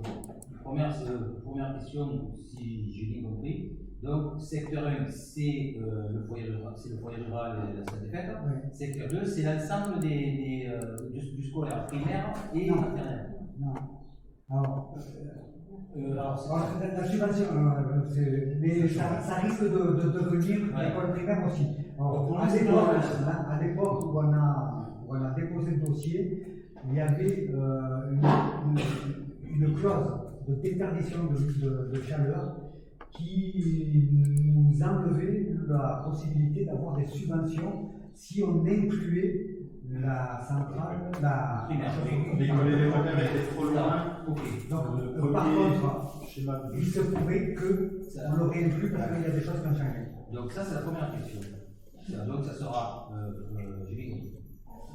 C'est le réseau chaleur. Le réseau chaleur, c'est-à-dire que ça concerne uniquement le chauffage. Et climatisation. C'est-à-dire qu'à aucun moment, on va parler d'isolation. Ah non. D'accord. Ça, c'est uniquement sur le chauffage. C'est le chauffage. D'accord. C'est-à-dire que, notamment, on va parler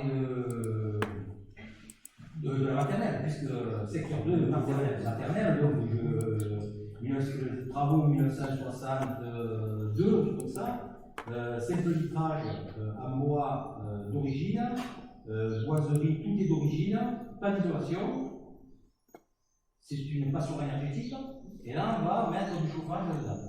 Et actuellement tu fais quoi? Non mais actuellement tu fais quoi? Actuellement je fais rien, j'ai pas de pouvoir. Je fais rien du tout, moi. Oui, parallèlement, il y a des études sur la rénovation thermique des bâtiments. Donc, pareil, on a des conventions SDE et P2A, où on passe aussi les marchés de ce côté-là. Et il y a un troisième volet sur le photovoltaïque, pour utiliser les apports solaires pour faire de l'électricité et alimenter les bâtiments. Donc, on a trois niveaux qu'on mène en parallèle. Non, je pose une question simple. Non, mais c'est ça, c'est pour moi que je sais très bien. Mais il fait les études en parallèle. Est-ce qu'on se doit rénover? Parce qu'on n'a pas fait d'études énergétiques de calfeutrement, est-ce qu'on se doit de ne pas changer notre mode de chauffage, d'enlever l'énergie fossile? Non, tu as raison. Non, tu as raison. Mais après, la question. Bien sûr, on est d'accord. Il faut derrière faire de l'isolation, de la rénovation. Sinon, on marche et c'est dans les tuyaux.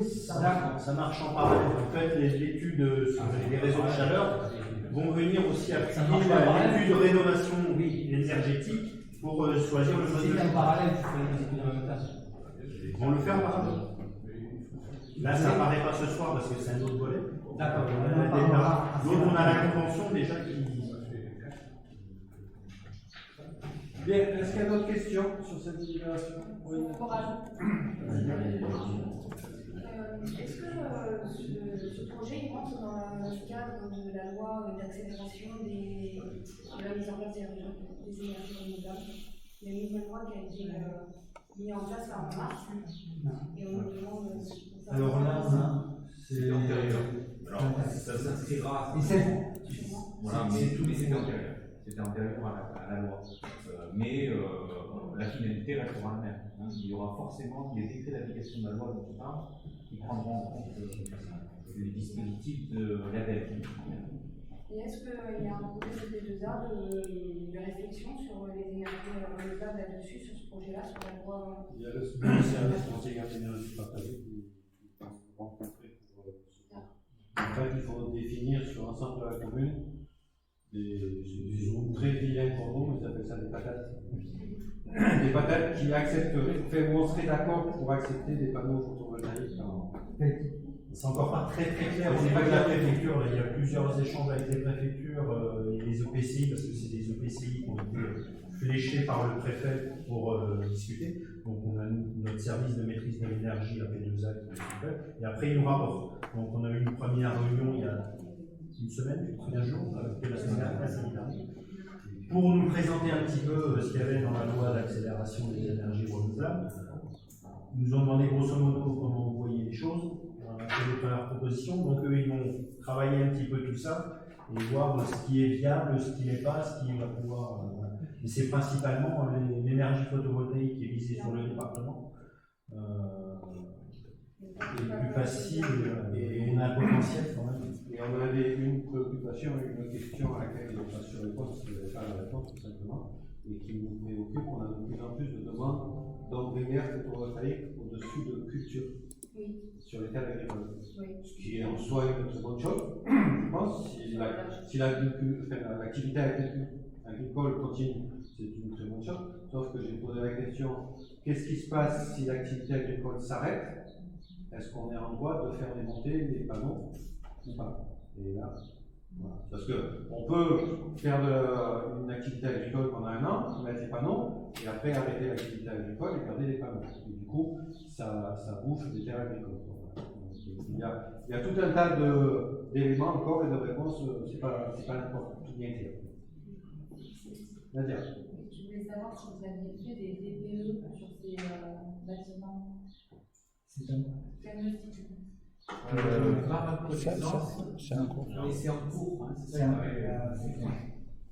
Parce que c'est vrai qu'avant d'entamer tous les travaux, voilà, c'est des demandes, mais ça aurait été bien de faire des diagnostics de performance énergétique, ça coûte entre 800 et 1000 euros, et ça vous aurait donné un peu le bilan, et en même temps, on aurait su quel était le niveau à atteindre.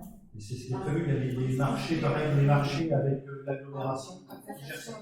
Là, c'est septembre, hein, voilà. Là, les contrats, c'était signé, il me semble. Oui. C'est la semaine prochaine, parce que là, ça vient tous télescoper là, ces jours-ci. Oui. Alors, j'ai des mal aux petites machines. On a, moi le premier, hein. Je suis assez critique sur le fait que ça ne bouge pas assez vite au niveau de P2A, parce que c'est vrai qu'on était dans la sobriété énergétique, on a tous essayé de lumière à l'heure, on a tous trouvé des solutions. Je pense que c'est les communes, hein, c'est des petites solutions pour économiser un maximum, on a mis la fadère, les terrafortures, etc. Et c'est vrai que j'étais premier à effectivement, ça avance pas bien, alors qu'il y avait des choses. Mais là, pour le coup, depuis un mois, 2 mois, c'est drôlement accéléré, parce que peut-être aussi, politiquement, mais voilà, il y a d'autres personnes qui sont rentrées dans le mouvement, qui sont notamment Karine Lelon, même Fanny, hein, pour rester peu, qui fait quand même pas mal de choses, qui sont en appui de Patrick Giraud, et du coup, oui, là, on arrive même à se perdre un petit peu de l'ensemble des procédures qui sont mises en place, c'est-à-dire, je parle de bâtiments performants, de bâtiments en guerre rapide, des procédures avec le SDE sur l'ADEME, ou même le point de suite sur la télégestion des modes de chauffage, et ça finit depuis quand même 2 mois, et puis on en a parlé, je suis même moi le premier à l'heure, parce qu'en fait ils nous demandent des trucs à 3 jours, en disant en 3 jours il faut se mettre des éléments, etc. Là pour le coup, autant on a été assez critique il y a quelques mois. On a quand même tout de même perdu voilà. 2 ans. Donc c'est lui qui fait mais pour être très clair, depuis un mois et demi, voilà. Bon. Il faut garder le rythme. On a un double niveau où il y a P2A qui est compétent sur une partie et l'autre partie avec le SDE. Donc ça vient un petit peu se télescoper pour arriver à pouvoir accrocher la nouvelle en ce moment. C'est un petit peu compliqué. Bien, donc nous allons passer au vote pour cette demande de subvention auprès de l'ADEME. Qui s'abstient? Qui est contre? C'est un plan de financement. C'est pas de financement, c'est un engagement. C'est le plan de financement, afin de démarrer l'étude. C'est dans 2023. La subvention, c'est le plan de financement qui est présenté comme vote. Voilà, c'est plus une présentation. Voilà, l'idée c'était de vous présenter. Avec le SDE. Moi je vois les demandes de subvention auprès de l'ADEME. Elle a déjà été validée, le principe de la subvention. Alors, c'est le principe qui a été validé, ou c'est vraiment. Non, on a eu la notification. La différence, c'est que ce ne sont pas satisfaits. Allez, point 42. Comité. La demande de subvention. Là, c'est bien une demande de subvention boniforme, donc au FODAC, le Fonds départemental d'appui aux communes.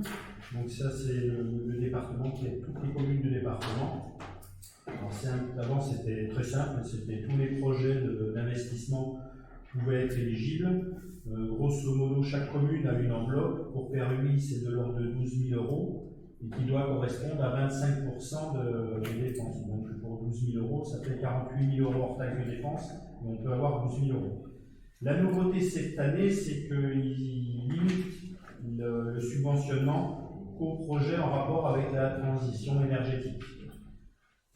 Donc là, on n'avait pas de projets vraiment qui venaient se caler. Il y en a beaucoup qui sont en cours d'études, donc on ne pouvait pas les mettre. Le seul qui pouvait convenir, c'est les gains rapides qu'on pourrait avoir sur les bâtiments et sur le système de chauffage de l'école élémentaire et de l'école maternelle. À savoir qu'on a un chauffage au gaz. Serge, tu maîtrises un petit peu mieux le dossier, tu peux peut-être expliquer un petit peu ce qui va être fait C'est actuellement la télégestion, il n'y a pas de télégestion sur.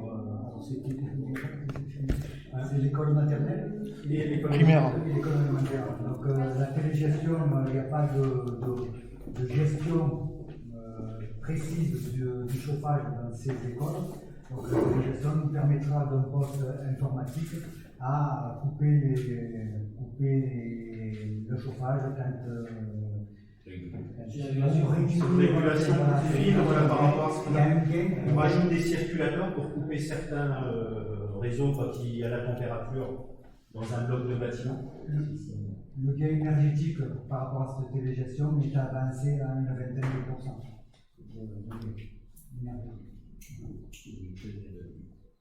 Donc voilà, donc ce projet a été chiffré à 27 500 € hors taxe. À savoir que là-dessus, avec les conventionnements qu'on a avec le SDE et la FNCCR, la Fondation nationale des collectivités concédantes et des régies, donc on est propriétaire du réseau électrique et on concède à la FNDIS.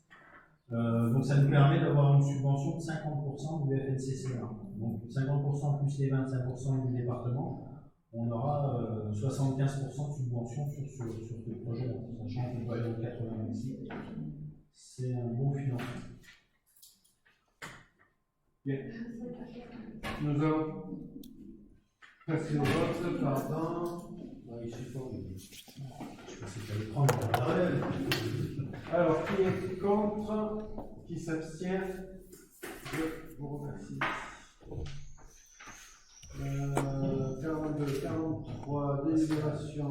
Donc Pascal est absent, donc je vais essayer de prendre le relais, d'être à la hauteur. Donc en fait, c'est pour fixer la tarification des cours apprenantes. C'est un dispositif qui est piloté par, ne me demandez pas leur nouveau nom, mais si moi je suis resté sur Jeunesse et Sport. Voilà, c'est tout simple. Voilà.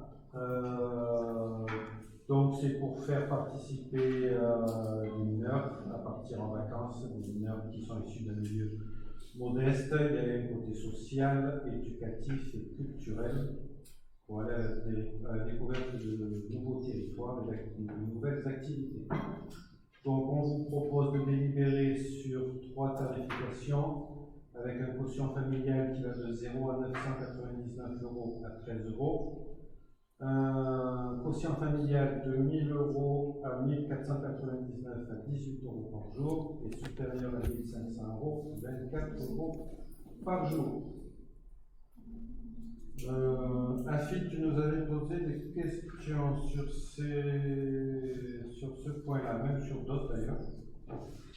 Mais on n'a pas passé encore. Non, on n'a pas passé. Donc sur ce point-là, colo apprenante, avez-vous obtenu la subvention colo apprenante? Si oui, de quel montant et pour quel genre de séjour? Donc en fait, si j'ai tout compris, et je parle sous couvert de Sébastien, c'est grâce à cette délibération-là et à cette tarification-là qu'on va pouvoir bénéficier d'une labellisation où on va toucher justement du financement pour pouvoir justement appliquer ces prix-là. C'est parce qu'on s'engage, le conseil municipal s'engage à appliquer ces prix-là que la Jeunesse et Sport, va pouvoir abonder financièrement. Est-ce que j'ai été clair? Oui, c'est ça, on attend la labellisation. En fait, le dossier a été déposé et ils attendaient effectivement qu'on puisse fixer nos tarifs pour ensuite calculer l'aide. Ça correspond. C'est pour ça qu'il faut fixer les tarifs selon les quotients familiales. Voilà, donc c'est trois tarifs qui sont sur une tarification à la journée. Ensuite, les séjours, ce sont des séjours de 5 jours, 4 nuits. Ouais, voilà. Avec à ce jour, c'est Carole qui nous disait que notre tarif pour le mini-camp est de 110 €, soit 22 € par jour pour 5 jours, 4 nuits.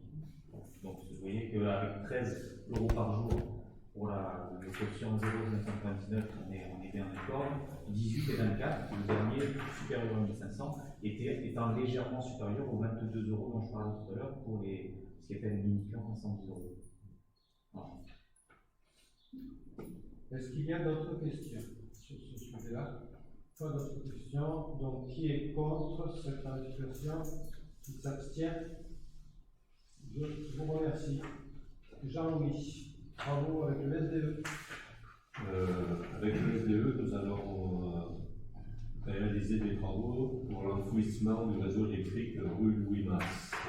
Et on en profite pour enfouir l'éclairage public et les télécoms.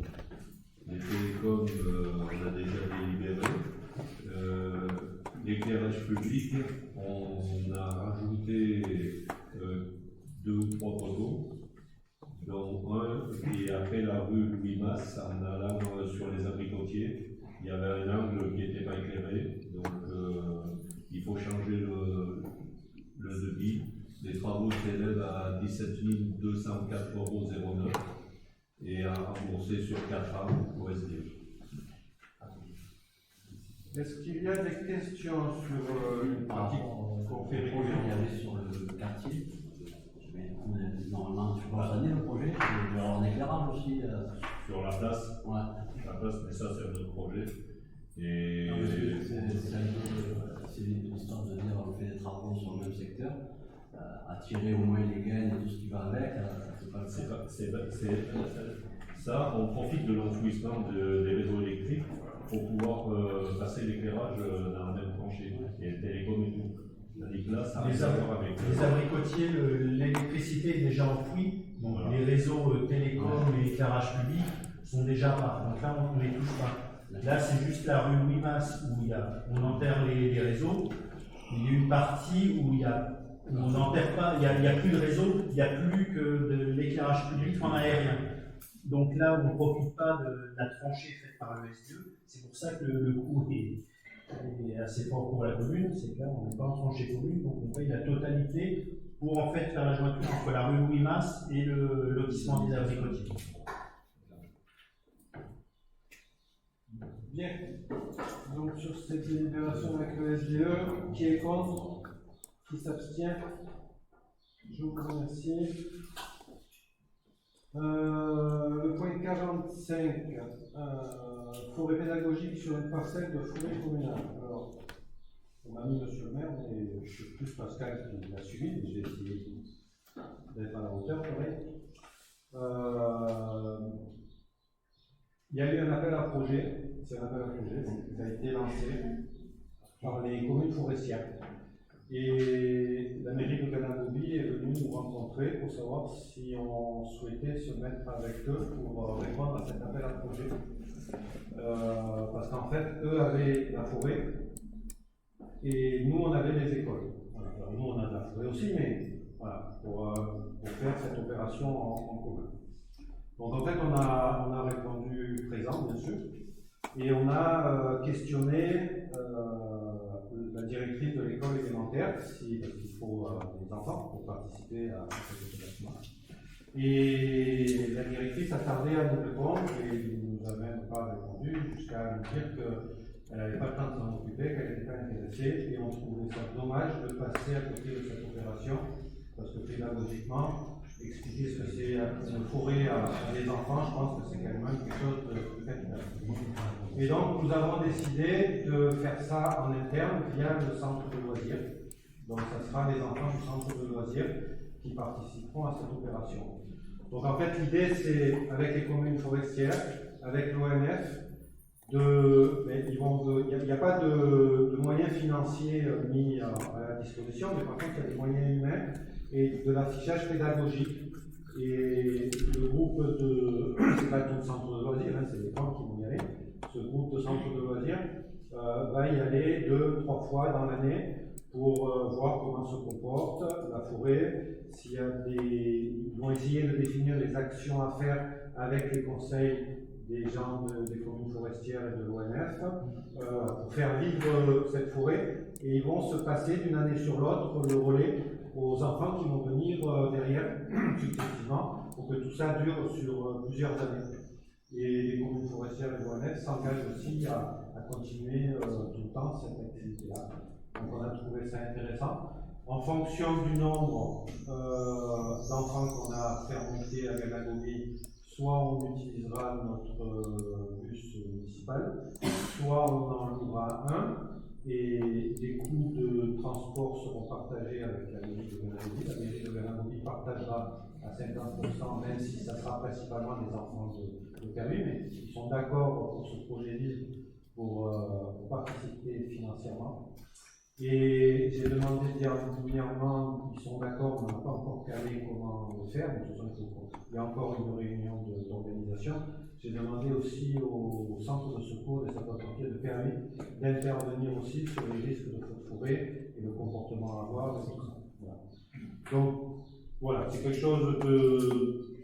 Enfin, je trouve que quand on a des personnes volontaires très compétentes, que ce soit les communes forestières ou l'ONF ou les pompiers, qui se mettent à disposition des enfants pour faire passer des messages pédagogiques, il ne faut pas laisser passer ça. Oui. Juste une petite question en termes d'outils pédagogiques, est-ce qu'il y a des plantations d'espèces ou alors c'est comment ça fonctionne alors il y a assez rapidement. Ouais, non, en fait, sincèrement, je ne sais pas. Pour l'instant, on a postulé et notre candidature a été retenue. Et maintenant, il faut qu'on cale l'organisation. Et très sincèrement, je ne sais pas s'il y aura des plantations là ou pas. Normalement, de ce que j'avais cru comprendre, c'est plus de l'observation.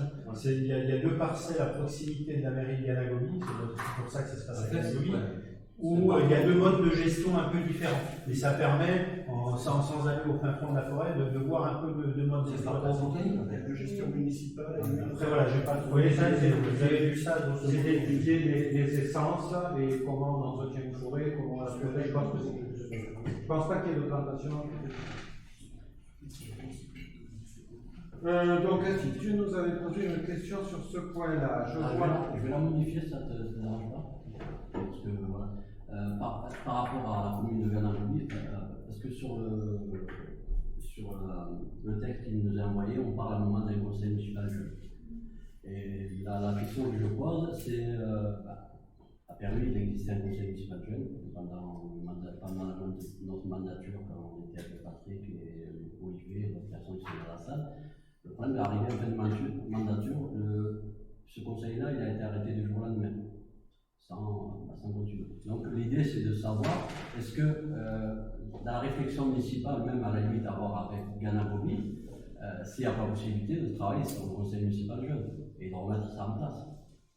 Après, c'est vrai que le fonctionnement qu'on avait avec le conseil municipal jeune, à l'époque, c'était un conseil local de la jeunesse qui était sur le but de volontariat, qui a regroupé quand même une quinzaine de jeunes, et de savoir s'il n'y a pas possibilité de faire ça autant avec des jeunes de permis et en sollicitant. Je pense qu'il y a quand même des jeunes publics sur Ganagoubi aussi, et en sollicitant aussi des jeunes sur Ganagoubi. C'est bon. Ok. Donc, je sais que dans ton équipe, il y a des personnes qui ont envie d'y travailler dessus. Donc, alors, juste pour répondre à ta première intervention, donc effectivement, ça faisait partie du texte officiel qu'on a reçu de l'appel au projet, et on aurait pu rajouter sans trahir, et voilà.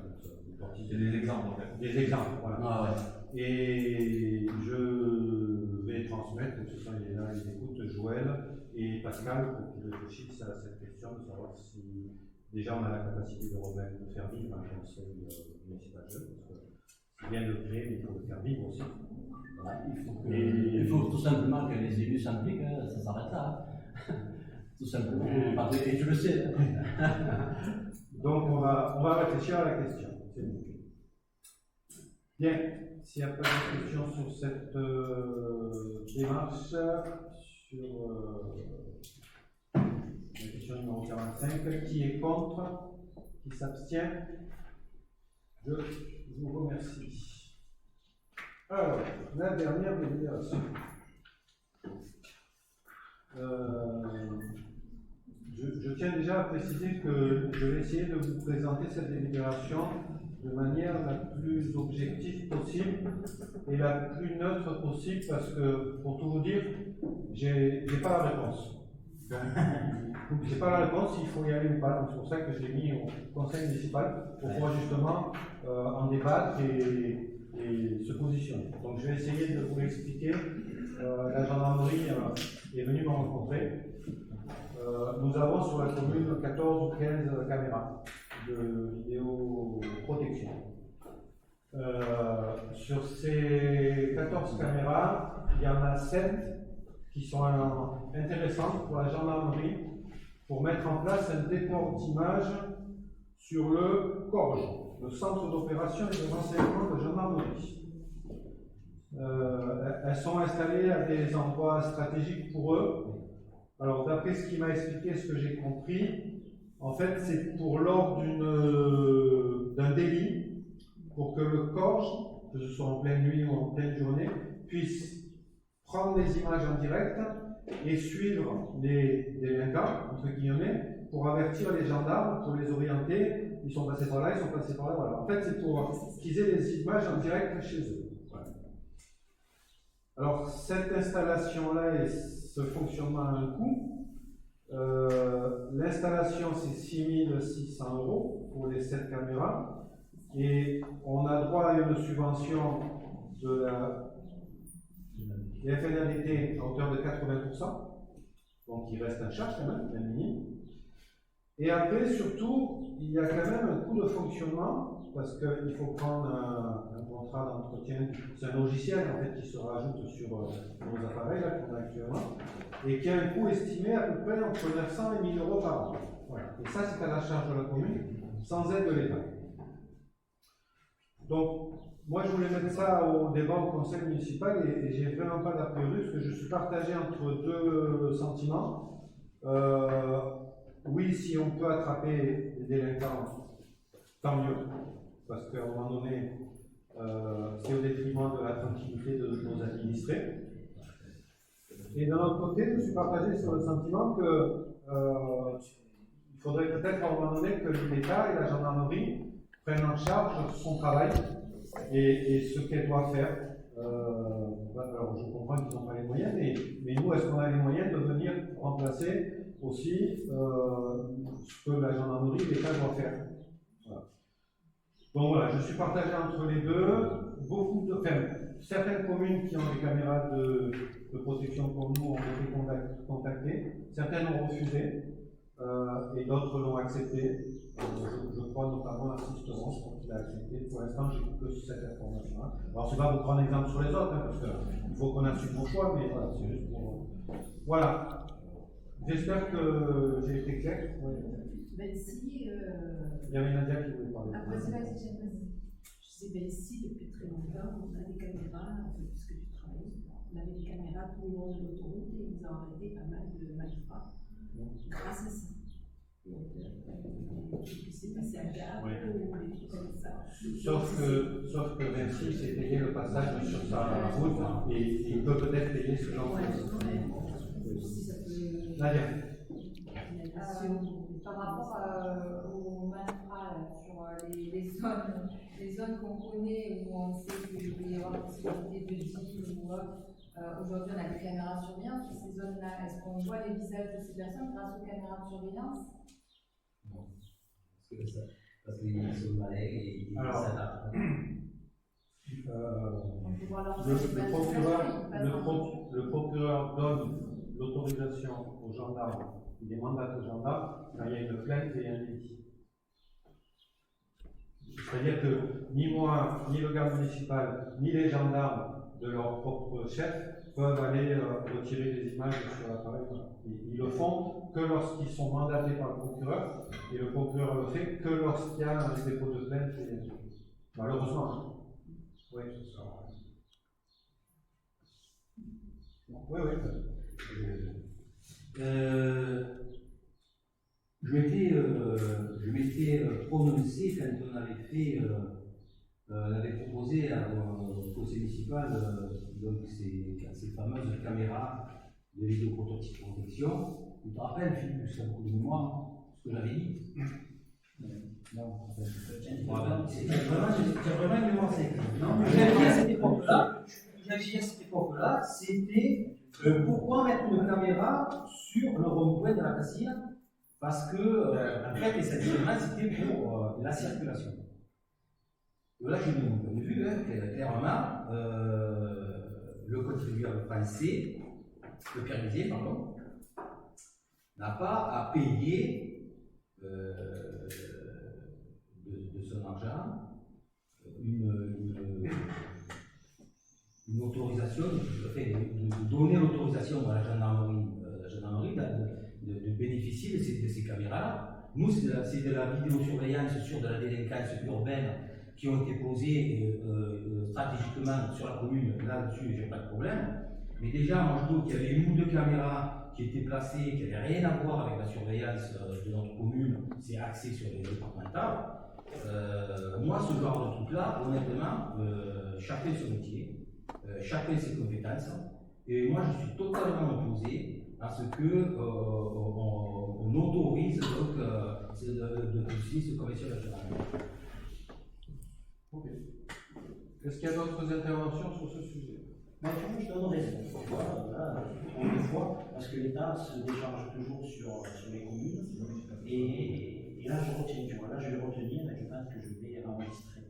Mais parce que c'est enregistré. Voilà. Je pense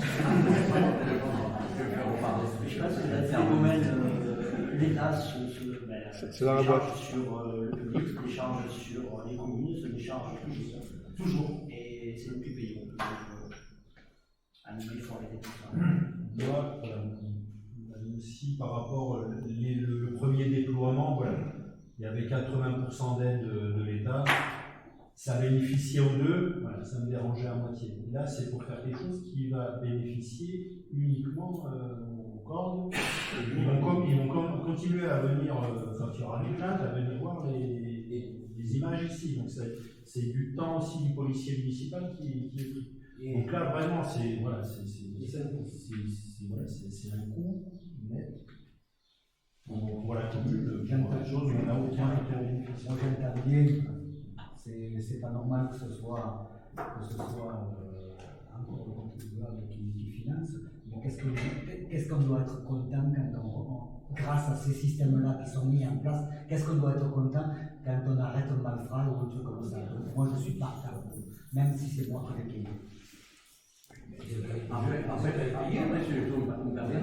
Après, personnellement, je pense que on connaît un peu la petite délinquance qu'il y a sur Péru et tout ça. Et je pense pas qu'on ait besoin de flics. S'ils font juste leur travail quotidien, je pense qu'il y a un certain problème qui réglerait sans mettre des caméras. Et aussi, il y a un travail aussi sur certains jeunes et sur la jeunesse, dont il y a certaines associations qui ont les compétences de faire ce travail-là, à faire ce travail, d'aller à la rencontre des jeunes pour savoir ce qui va ou ne va pas, tout simplement. Voilà, mais c'est tout. Parce qu'il y a eu un temps où il y avait du deal sur Permis. Le maire précédent avait tout simplement fait passer à la gendarmerie régulièrement et ils sont allés ailleurs et ça s'est calmé direct. Donc voilà, il y a juste ça, en fin de compte, ils nous demandent de financer un truc pour faire le travail en place. Disons que pour les intérêts de la commune, c'est pas faire le travail. Mais pourquoi il y avait des caméras, il y avait des caméras. Oui, mais il y a une question de liberté d'image aussi. Et là, est-ce qu'il y avait des téléphones portables avant? Ouais, ben il faut évoluer avec son temps. Oui, évoluer avec ton temps. Je passe. Mets des caméras dans chaque coin de rue, tu vas voir comment ça Non, mais certes, moi je partage ton point de vue par rapport à la délinquance. C'est uniquement une question de financement. Tu comprends ce que je veux te dire? C'est-à-dire que l'État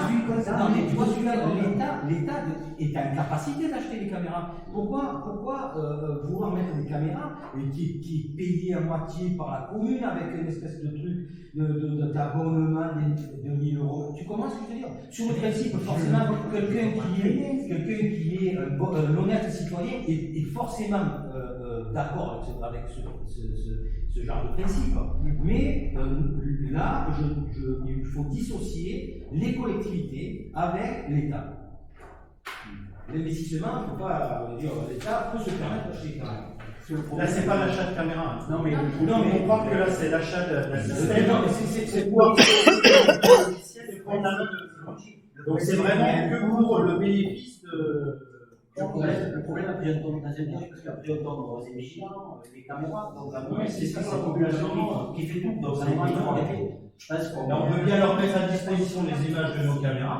Mais on paye quand même les gendarmes qui sont là en présence. Je veux dire, on le paye. Pas les systèmes spécifiques. Il faut encore payer pour qu'eux puissent. C'est plus compliqué. Des caméras.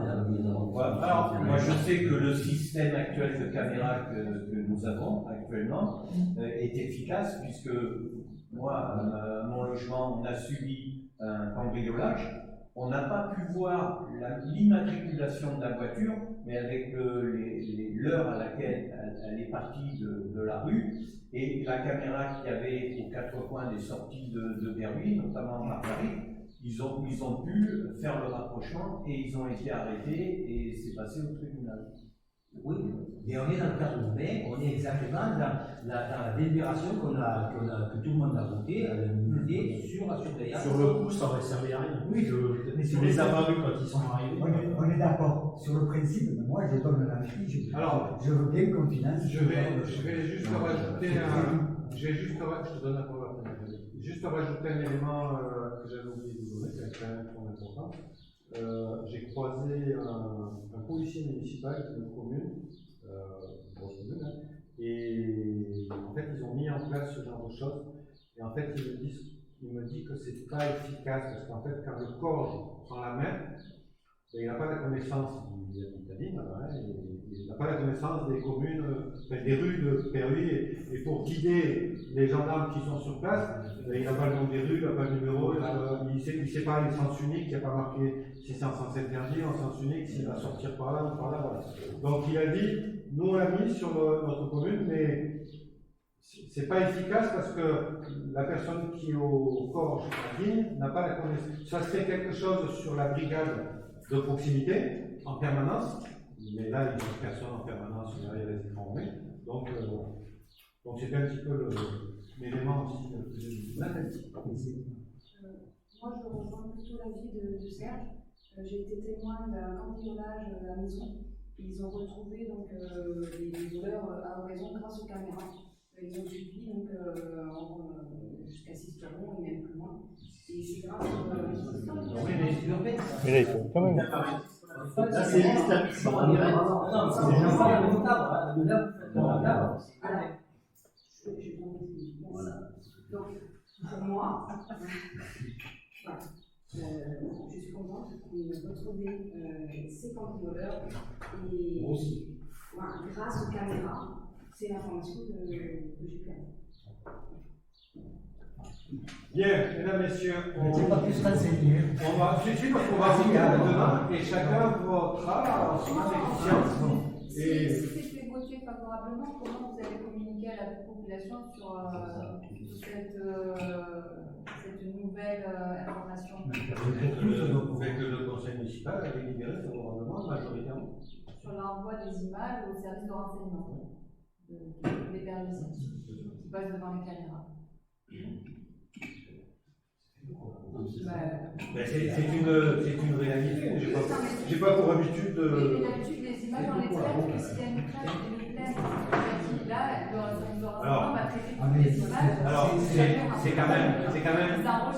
quand même un gendarme qui est derrière l'écran, qui ne va être derrière l'écran que lorsqu'il sera interpellé par un effet, voilà, il ne sera pas en permanence devant toutes les caméras du département. Bon, sur ce déport d'images, renseignements généraux non plus. C'est ce qu'ils appelaient le code avant. C'est le centre opérationnel de la gendarmerie. Voilà, les renseignements, c'est pas tout à fait le même service. C'est marqué. Oui. Les renseignements de la gendarmerie, alors peut-être pas des renseignements des autres, il y en a plusieurs des services. Voilà, mais c'est quand même un service de renseignement. Les RG, c'est plus. Allez, un autre nom. Donc on va voter. Alors, que vous compreniez bien le sens du vent, du vote. Nous allons délibérer sur le déport des images et la vidéoprotection de permis vers le corps. Qui est contre? Les procurations aussi, ça peut lever demain. Demain prochain. Donc on a 2, 4, 6, 7, 8, 9, 10, 11, 12, 13, 14. 14 contre. Qui s'abstient? Une abstention. Et qui est pour, du coup? Donc, avec 3, aucune. Vous avez des procurations? Nathalie, vous avez des procurations? Donc 3, 4, 5, 6. Donc, si mes comptes sont bons, la délibération est rejetée et nous n'enverrons pas les images aux gorges. Décision du conseil municipal. Frédéric, je vous remets la prochaine fois les règles exceptionnelles qui fait un état de fait qui peut éventuellement être dit au prochain conseil municipal. Ok, merci. J'avais juste une question par rapport à l'agglomération. Comme vous le savez, par rapport à ma prise de poste, la commune de Saint-Laurent, vu avec les services de la préfecture et de P2A, j'avais demandé à ce que je sois démissionnée. Parce que je ne voulais pas démissionner moi-même pour ne pas abandonner mes fonctions vis-à-vis de ceux qui ont voté pour moi. Et l'agglomération ne voulait pas prendre la décision de démissionner, il fallait qu'elle passe par le préfet. Donc c'est ce qui a été fait. Donc aujourd'hui, le poste doit être pris par quelqu'un d'autre. Donc est-ce qu'on sait qui prend la suite? Est-ce que c'est officialisé? Est-ce que... Alors, je ne ferai pas de commentaires sur ta démission conseil communautaire, mais ça a été un cas d'école, aussi bien pour Sébastien que pour le secrétariat et la DGS de l'agglomération, parce qu'en fait, vos conseillers qui étaient identifiés sur la liste électorale conseiller communautaire n'étaient pas élus aujourd'hui. Voilà. Et il fallait remplacer la personne démissionnaire du même sexe par la parlementaire. Donc il en est sorti avec l'aval de la préfecture que c'était Janine Bonafour qui avait siégé et qui a siégé d'ailleurs au dernier conseil de l'agglomération. C'était pour l'information clairement. Et j'en profite pour dire à Janine que j'ai demandé, parce que donc j'ai été positionné dans aucune commission, donc toutes les commissions sont pleines, et il ne restait qu'une place dans la commission éco, celle que je siège, et il y a une commission qui se réunit le 26 à 18h au terme, dans les locaux des termes. Je t'enverrai la convocation, l'invitation. Donc, comme elle n'est pas encore installée officiellement dans la commission, j'ai demandé à tous les membres de la commission s'ils ne voyaient pas d'inconvénient pour que je t'invite. Donc, ils m'ont tous répondu qu'il n'y avait pas de problème, qu'ils étaient la bienvenue. Par contre, réglementairement, tu n'auras pas le droit de vote, tu n'auras pas de voix. Mais tu pourras poser des questions, participer. Avant de vous laisser partir, je voudrais simplement, je voulais le faire après la délibération des associations, et quand même les remercier, les féliciter. Et je tiens aussi à remercier tous les agents municipaux, qui soient de l'administratif, du périscolaire et du nettoyage des salles, et surtout du technique. Parce qu'on a des mois de mai, juin, juillet, août et même septembre, avec beaucoup d'activités, beaucoup de matériel déplacé, beaucoup de salles nettoyées, beaucoup d'organisations en amont. Donc, j'ai fait faire un petit récapitulatif de tout ce qu'on a vu. Nous avons eu au mois de mai un concours de boules sur le boulodrome. Nous avons eu le spectacle de l'école maternelle qui s'est déroulé à l'école à la salle des fêtes, donc mise en place des chaises et des nettoyage. Nous avons eu la fête des printemps. Nous avons eu, donc par les festivités péruviennes, nous avons eu la course de caisse à savon qui a été une magnifique réussite par l'association Permine à cœur. Nous avons eu le spectacle de l'école primaire qui malheureusement n'a pas pu se faire au château à cause du temps, mais s'est fait à la salle des fêtes. Une soirée grillade par les vieux crampons, une kermesse gratuite par les écoles des petits péruviens, un cirque qui est venu s'installer, Handfolie par la Fédération française de handball, jeudi 15 et vendredi 16, où nous avons eu le jeudi 680 enfants sur le stade, et le vendredi nous avons eu 700 enfants sur le stade. L'exposition La Chapelle Saint-Roch, qui est toujours en cours par Histoire et Patrimoine, le spectacle de danse de Fidjim qui a eu lieu sur le parvis du château. Nous avons ce vendredi-là la fête de la musique organisée par les festivités péruviennes, un concours de boules encore samedi 24, un vide-grenier par les petits musées, cinéma en plein air, des festivités péruviennes qui organisent ça au stade. Le 2 juillet, nous avons le Tour cycliste de Provence qui organise un contre-la-montre dans les Isques. Nous avons bien sûr par l'amicale des sapeurs-pompiers le repas et le bal le samedi 13 juillet. Nous avons la semaine de boulistes du 24 au 29 juillet par la Poule Ferrée. Nous avons la fête Saint-Roch par les festivités péruviennes, le forum des associations par la mairie. Et bien voilà, et tout ça, c'est des heures de travail en amont, c'est des tonnes, je dirais, de matériel de déplacé par les services techniques. Et voilà, donc je tiens à remercier tout le personnel communal et toutes les associations qui ont organisé cette manifestation qui attire du monde sur la maison. Voilà, un grand merci à vous tous et passez de bonnes vacances et à la rentrée.